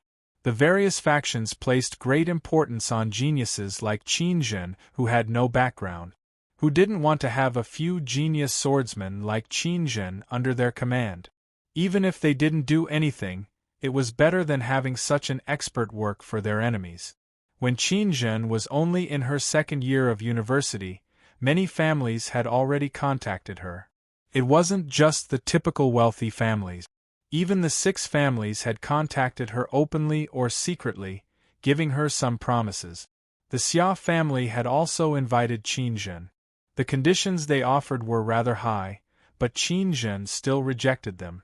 Later, Xia Xianwei learned that the other families had offered pretty good conditions. The family clan of gods had even prepared guardians and mythical liquid for her. They were the most compatible with her attributes and large amounts of resources for her to use. However, Qin Zhen didn't go anywhere. She rejected everyone's invitations and stayed at Sunset College as a tutor. People originally believed that Qin Zhen had stayed at Sunset College because of Entianzhua. Now, many young geniuses chose to join Luoyang or directly enter the Sunset Army because of Entianzhua. It was only 2 days ago that Xia Xianwei accidentally saw Qin Zhen, who was lecturing the students on the school field, that she realized that she was in Guide City. The conditions here were worlds apart from the 6 families. She really couldn't figure out why Qin Zhen would choose to stay here. Could it be that Qin Zhen thinks so highly of Zhouwen? Xia Xianwei thought to herself. The investments of these large families definitely wouldn't put all their eggs in one basket. Even if there was a problem with one basket, there were still eggs in other baskets that could be eaten. However, Qin Zhen was different. She only had one egg, which meant that she had placed everything on Guide City and Zhouwen. What surprised Xia Xianwei even more was that she had seen Hui play when she was shopping yesterday. President Hui Haifeng only had one son, and he usually treated him like a treasure. Guide City's current situation wasn't optimistic, but Hui Haifeng actually trusted his only son to come here. It truly surprised Xia Xianwei. Could this Hui Wan not be Hui Haifeng's biological son? Xia Xianwei was very suspicious. The current situation in Guide City was completely different from what Xia Xianwei had imagined. She was already somewhat hesitant, unsure if the conditions she and Xia Luchuan had previously discussed could move Zhouwen. If there was only a piece of charcoal, the conditions they offered would be pretty good, but from the looks of it, Zhouwen didn't seem to need any charcoal. It wasn't that easy to convince him. Xia Xianwei called Xia Luchuan and told him about it. After Xia Luchuan heard that, he wore a look of disbelief. The Ming Xiu you are talking about, is it Ming Xiu, the tomorrow swordsman? Is Feng Chuyan from Si Return's Feng family? Xia Luchuan asked in disbelief. Yes, I heard that they are classmates with Zhouwen. Xia Xianwei recounted what she had heard. Feng Chuyan and Ming Xiu don't only represent themselves, they also represent their families. Although these 2 families can't be considered top-notch after producing these 2 people, they are already famous among the various warlords, Xia Luchuan said after some thought. Together with Qin Zhen and a few others, Guide City's strength far exceeded their expectations. From the looks of it, we have to change our previous plans. Those chips in the past were indeed timely help to Zhouwen in the past, but it's not the case now. We came a step too late. We have to increase the stakes, Xia Luchuan said with a sigh. When Zhouwen arrived at the hotel, Xia Xianwei had just returned. The 2 of them happened to meet in the hotel lobby. Miss Xia, are you used to staying here? Zhouwen walked over and asked. It's all right. It's quite quiet, Xia Xianwei said with a smile. If you're free, let's find a place to chat. There's a meeting room upstairs, Zhou said. There's no need to be so formal. My brother is in charge of everything at home. I'm only in charge of passing the message. It's almost time for dinner. I heard that there's a shop nearby that sells good secret roasted meat. I was just thinking about trying it. Shall we go together? Xia Xianyue said. Sure. Zhou nodded in agreement and followed Xia Xianyue to the roasted meat shop. After the two of them ordered their meals and sat down, Xia Xianyue said, Guide City is a good place, but it's not easy to gain a foothold here. It's indeed not easy. Zhou nodded. Have you thought of finding someone to cooperate with? Xia Xianyue asked. Not for the time being. However, if the Xia family wants to invest in Guide City, I can consider it. Zhou looked at Xia Xianyue and said, I wonder how much the Xia family plans on investing. Xia Xianyue raised a finger without a word. What do you mean by one? Zhou was puzzled. A secret in exchange for 30% of Guide City's future profits, Xia Xianyue said. What kind of secret is so valuable? Zhou curled his lips. He didn't believe that any secret was worth 30% of Guide City's profit. You haven't found a dimensional zone to build a city, right? Xia Xianyue asked instead of answering. No. Zhou looked at Xia Xianyue in surprise. Her question definitely wasn't without reason. I know that there's a dimensional zone nearby. It's easy to defend and difficult to attack. Not only is it difficult for outsiders to enter, but the environment inside is also very suitable for building a city. It's not much to exchange such a dimensional zone for 30% of your income, right? Xia Xianyue said. Since it's a nearby dimensional zone, I'll find it sooner or later. Why should I give you 30%? Zhou asked. If it was that easy to find, I wouldn't be telling you now. If you don't believe me, you can search for it. If you find it, consider it as me not saying anything. Xia Xianyue seemed very certain that Zhou couldn't find it. Alright, I'll take a look first. If I can't find it, we'll talk. Zhou was very direct. Take your time. If you can't find it, I won't increase the price, Xia Xianyue said with a smile. Even if I find it, I'll definitely leave the Xia family the best spot in the most prosperous place when I build the city in the future, Zhou said. Then it's a deal. Xia Xianyue didn't believe that Zhou could find the dimensional zone. If it was that easy to find, it wouldn't have remained undiscovered until today. The reason why the Xia family could find the dimensional zone was that it had something to do with the Xia family. Chapter 1573. After Zhou returned, he recounted the matter to Li Xian. Is there such a dimensional zone nearby? Li Xian had recently spent a lot of time studying the nearby dimensional zones. Safety was ultimately a huge problem when building a city outside. He still needed to build a city in a dimensional zone. However, Li Xian had investigated many nearby dimensional zones, but none of them satisfied him. Or rather, he didn't have any choice. The nearby dimensional zones were all strange. It wasn't suitable to build a city inside. Let's continue searching. If we really can't find it, we can only negotiate with the Xia family. We need a dimensional zone. Zhou also knew that it wasn't a long-term solution for so many people to live outside. If a calamity creature passed by one day, their city would be doomed. It was impossible for Zhou to guard here every day. Alright, I'll continue searching. It doesn't make sense that they can find it while we can't, Li Xian said gloomily. After leaving the search for dimensional zones to Li Xian, Zhou returned and continued studying how to kill the third stage's Stellar Lord. After returning, Zhou searched for information online and learned that the third star of the Big Dipper was called Fecta.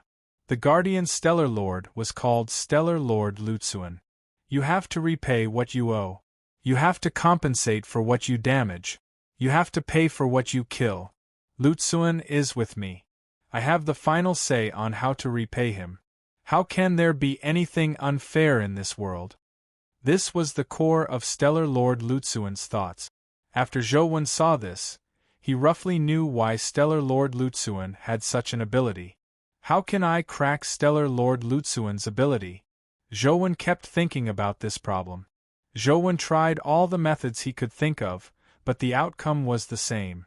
As long as he injured Stellar Lord Lutsuan, he would be injured. Killing him meant death. There was no exception to any power. Wait! Zhou suddenly thought of something as his eyes lit up.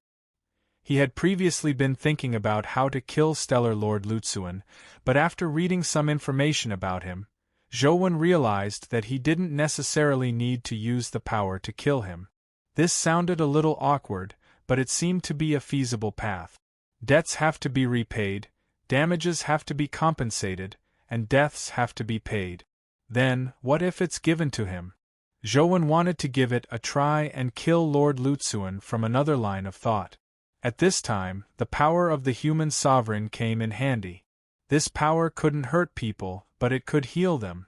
Zhou wondered what would happen if he used the power of human sovereign to deal with Lord Lutsuan.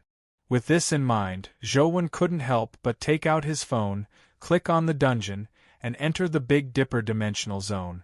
Starlord Covetous Wolf and Starlord Mammoth Gate had yet to respawn. It was likely that they would not respawn before they cleared the 7th stage. Such chain dungeons are too troublesome. I can't even solo a dimensional creature. Zhou entered Fecta Palace and didn't summon any companion beasts this time. Even if he summoned it, it would be useless. Even someone as powerful as the fiend-armored Tiger Soul General would die instantly as long as he killed it. Previously, Zhou had thought about what would happen if Li Xian were to kill Starlord Lutsuan. Li Xian would slay Starlord Lutsuan, and then Li Xian would be slashed at the waist. However, being slashed at the waist wasn't enough to kill Li Xian. Would this form a cycle? It was rather interesting just thinking about it. The green-armored Starlord Lutsuan remained sitting there steadily, like a meditating Buddha. It was as though he didn't see the blood-colored avatar. Zhou engraved the ancient Sovereign Sutra on the Wheel of Destiny. Human Sovereign's projection appeared and fused with Zhou body. Zhou entire body was like the sun, emitting a brilliant glow like a human-shaped sun. This domain's name really isn't good, Zhou muttered to himself as he activated the Human Sovereign Sacrificial Domain. Once the Human Sovereign Sacrificial Domain was activated, large amounts of vitality surged in wherever the light from Zhou body shone. If there were any injured people, their wounds would quickly heal in such a powerful vitality domain. It could even revive people on the brink of death. Even the injuries suffered by companion beasts could quickly recover. Even if they weren't injured, plants would rapidly grow. The Human Sovereign Sacrificial Domain was extremely effective when used to save people. However, Zhou had never thought of using it to kill people before. This was the first time. Zhou stared at Star Lord Lutsuan as the power of the Human Sovereign Sacrificial Domain shone on him. Star Lord Lutsuan suddenly opened his eyes. After the green armor on his body shone on Zhou body, it began to turn from green to yellow before turning black, as though it was moldy. As for Zhou, he didn't suffer any injuries. Instead, he felt his vitality become more exuberant. It works indeed. Zhou was overjoyed. As for Star Lord Lutsuan, he had already stood up and gathered his strength to charge at Zhou. His speed and strength weren't inferior to Starlord Covetous Wolf's, but to Zhou, what was terrifying wasn't his strength or speed. If it was just combat, Zhou could barely put up a fight with him with his experience and skills. Thankfully, Star Lord Lutsuan's skills were much inferior to Starlord Covetous Wolf's. Starlord Covetous Wolf was known for being all-round, but Star Lord Lutsuan was clearly much weaker in this aspect. That was why Zhou could barely fight him. Zhou constantly used teleportation and movement techniques to dodge Star Lord Lutsuan's attacks. When Star Lord Lutsuan was illuminated by the light on Zhou body, he could clearly sense that he was rapidly weakening and becoming more and more powerless. Finally, Zhou had a chance to punch Star-Lord Lutsuan's back. This punch condensed intense vitality. If it were to strike a heavily injured person's body, the wounds on the heavily injured person would immediately heal. However, when the punch landed on Star-Lord Lutsuan's body, a black fist mark appeared on his green crystal armor. The fist mark quickly turned to ashes like burning ashes. As for Zhou body, a large amount of vitality was produced out of thin air, making his human sovereign sacrificial domain even stronger. I never expected that my ancient sovereign sutra would have such a day. Zhou was extremely excited as he punched Star-Lord Lutsuan at an even faster speed. Star-Lord Lutsuan's body was already very weak, and his speed was much slower. The green crystal armor had basically turned black. The spot that was struck by Zhou fist immediately turned to ashes. Under Zhou storm-like attacks, Star-Lord Lutsuan's body exploded, turning into ashes that scattered into the sky. Clang! Clang! A few dimensional crystals dropped. Just as Zhou was feeling depressed over the lack of companion eggs, he realized that there was a samsara stone among the dimensional crystals that dropped. Another samsara stone. Zhou was delighted. He ignored everything else and picked up the samsara stone first. Chapter 1574. Although the fusion system could advance a companion beast to a higher level, there were too many uncertainties in the fusion. The failure rate was too high, and it might even change some of the companion beast's important characteristics. After all, not all companion beasts had the Jinx's skill. Therefore, he would occasionally try his luck during the fusion or experiment with a large number of companion beasts of the same species. Zhou didn't dare randomly fuse some rare companion beast. If he was unlucky, he would be dumbfounded if he exploded. The samsara stone was different.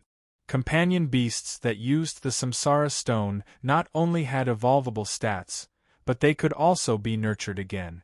The direction of evolution was also easy to control, allowing him to create the companion beast he wanted. Who should I give this samsara stone to? Zhou was hesitant. It wasn't that he had no choice, but that there were too many choices. Many companion beasts needed evolutionary abilities. After some thought, Zhou finally chose to give the samsara stone to the invisibility cloak. In the past, the invisibility cloak was very useful at the mythical stage, but at the advanced stage, terregrade creatures typically had an eighth sense. It was very difficult for the invisibility cloak to escape their perception. If the invisibility cloak can advance to the terregrade or even the calamity grade, the invisibility it brings can resolve many problems, Zhou thought as he placed the invisibility cloak and the samsara stone together. The chaos egg could withstand it, but there was ultimately a limit. Furthermore, it was easy to be trapped. If the invisibility cloak could prevent the calamity grade creatures from sensing it, Zhou could explore high-level dimensional zones without anyone noticing. He didn't need to risk his life head-on. In reality, the invisibility cloak was a life-saving divine artifact. A beam of light flashed, but the invisibility cloak didn't change at all. As it was invisible to begin with, no changes could be seen. However, its stats had returned to the mortal stage, and it had the ability to evolve. How can the invisibility cloak be upgraded? Zhou tried using the essence energy crystal, and realized that it was really useful. Soon, a high-level essence energy crystal was absorbed by the invisibility cloak. Furthermore, the invisibility cloak's level rapidly increased, jumping from the mortal stage to the epic stage. The essence energy crystal can upgrade the invisibility cloak's level. That's great. Zhou was overjoyed. Any problem that could be resolved with the essence energy crystal wasn't a problem for Zhou. This was probably the easiest companion beast he had. For existences like Banana Fairy and the Evil Spirit King, it was just too difficult for them to evolve. Zhou placed the essence energy crystal that Stellar Lord Lutsuan had dropped on the invisibility cloak. Immediately, essence energy surged on the invisibility cloak. Soon, the invisibility cloak reached the mythical stage. It can't be. A calamity-grade essence energy crystal only advanced to the mythical stage? Zhouwen felt the pinch. Thankfully, Zhouwen doesn't need to grind for essence energy crystals. He can just use the Chaos Egg to get beaten up, and there will be many solid essence energy crystals. Since I'm already here, let's take a look at the 4th Star Palace. After all, I'm just looking for a place to be beaten up. It's the same everywhere. Zhouwen wanted to know what kind of dimensional creatures were in the next few star palaces. After feeding the dimensional crystal to the companion beast he needed, he used the teleportation array to enter the next star palace.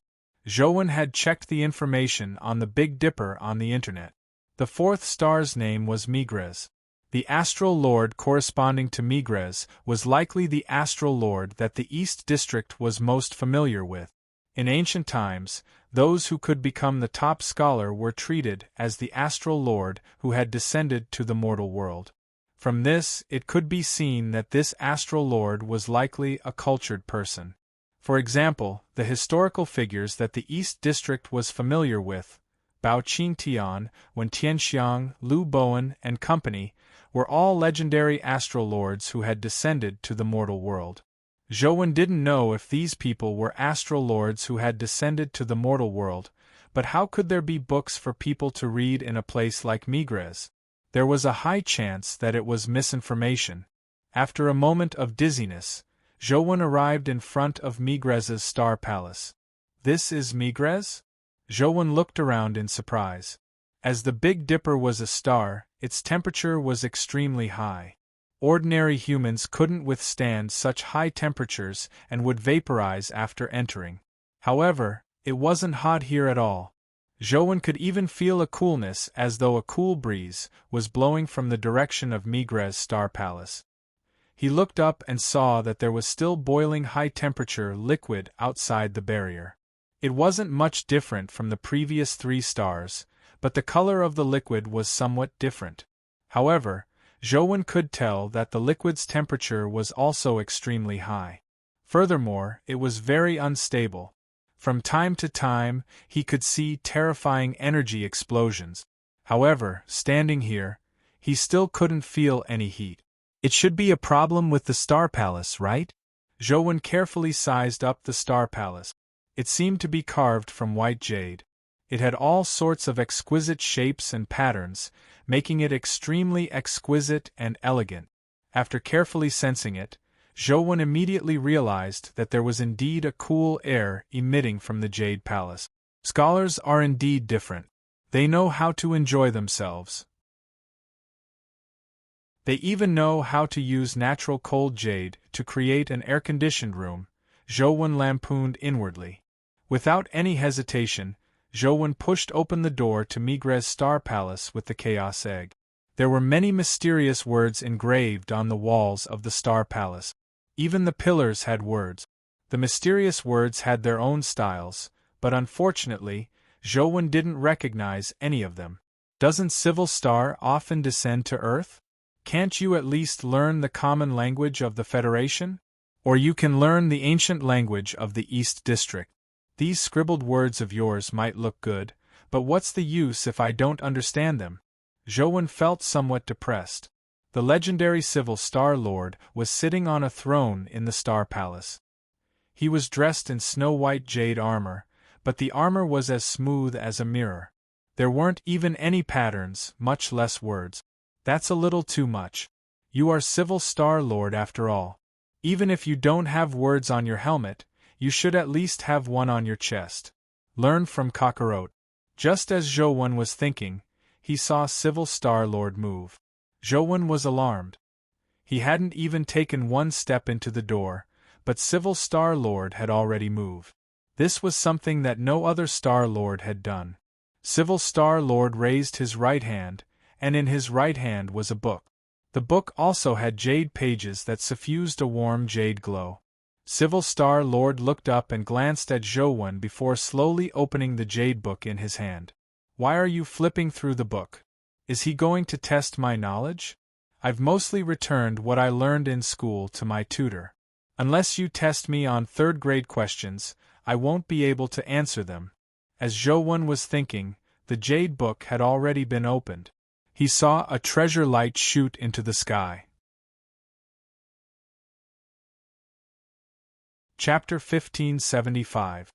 When the treasure beam landed on the Chaos Egg, Zhou believed that the Chaos Egg would definitely be able to withstand such an attack. However, in the next second, Zhou was somewhat dumbfounded. The treasure beam didn't attack the Chaos Egg. Instead, it flew towards the jade book and stored the Chaos Egg inside. Zhou wanted to struggle out, but he couldn't. He was forcefully pulled into the book. After entering the book, Zhou was still thinking about how to escape when he heard a snapping sound. The page closed again.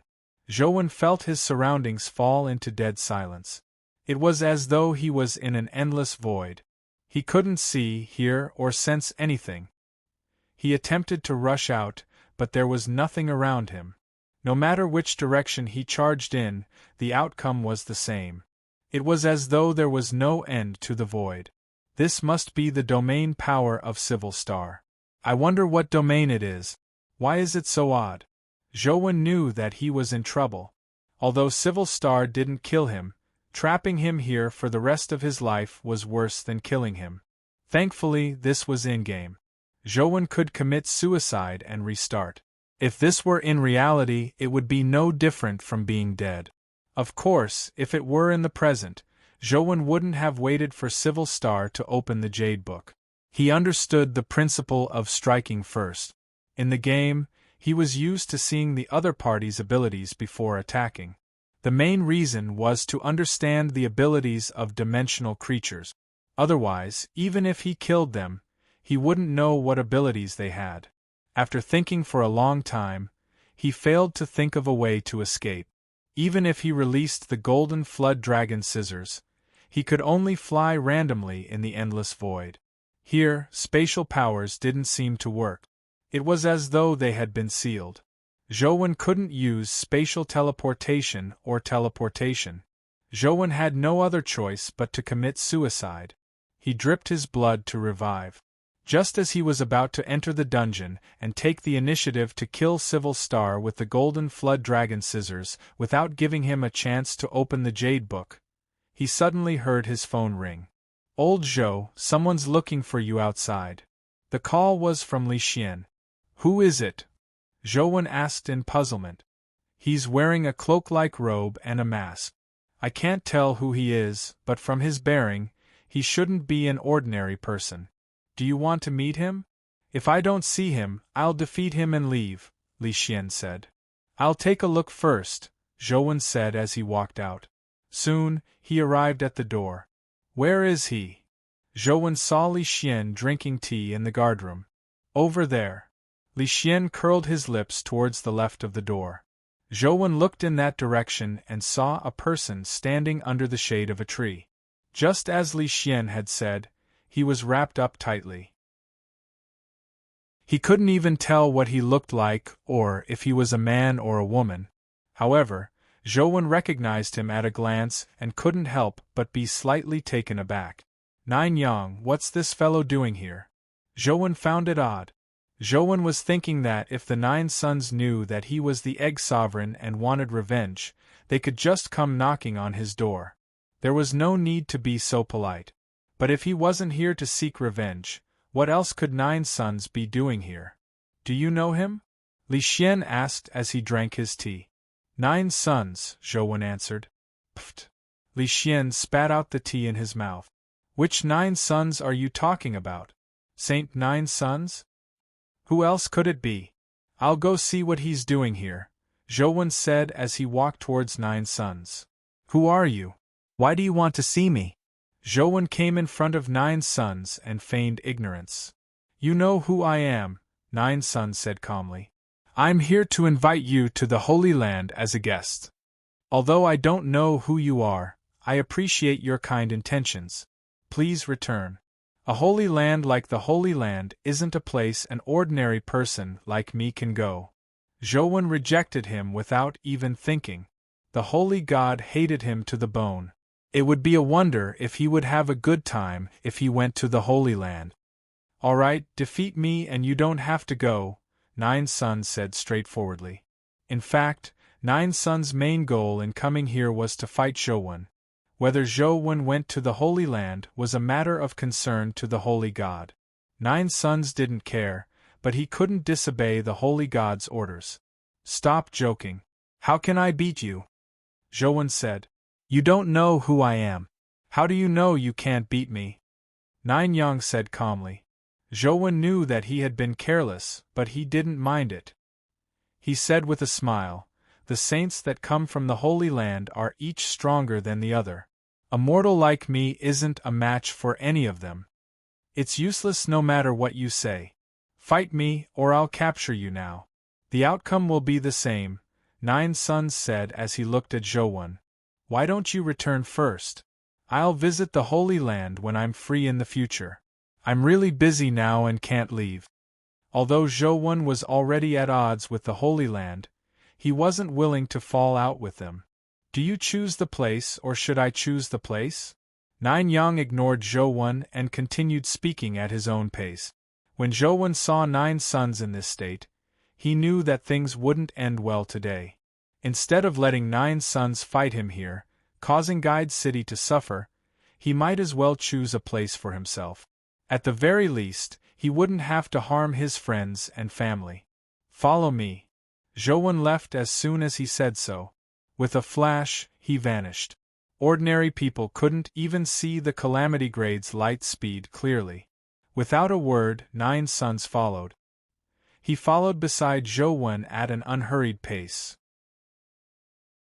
Clearly, his speed was much faster than Zhou's. Of course, this wasn't Nine Suns' own speed, but the speed of the Sun God's guardian. You are indeed very strong, but you don't have a guardian. Did you cast a spirit casting or use mythical fluid? Nine Suns sized up Zhou as his eyes gradually lit up. Would you believe me if I said that I didn't cast a spirit casting or use mythical fluid? Zhou said as he flew. No, Nine Suns answered with certainty. Nine Yang's answer was very certain. This was because he had never seen a pure human advance to the mythical stage, much less a calamity grade. Then I can't answer you. As Zhou spoke, he had already passed the mountain range known as the Roof of the World and continued heading west. Why did you run so far? There's no one here, Nine Suns said. It's boring to not have a single person. I'll take you to an interesting place. It's more interesting to fight there. Zhou continued flying forward without looking back, heading all the way to the West District. You're tuning in to the Phoenix Knights YouTube channel. Don't forget to subscribe and join us on this journey to catch the most captivating stories.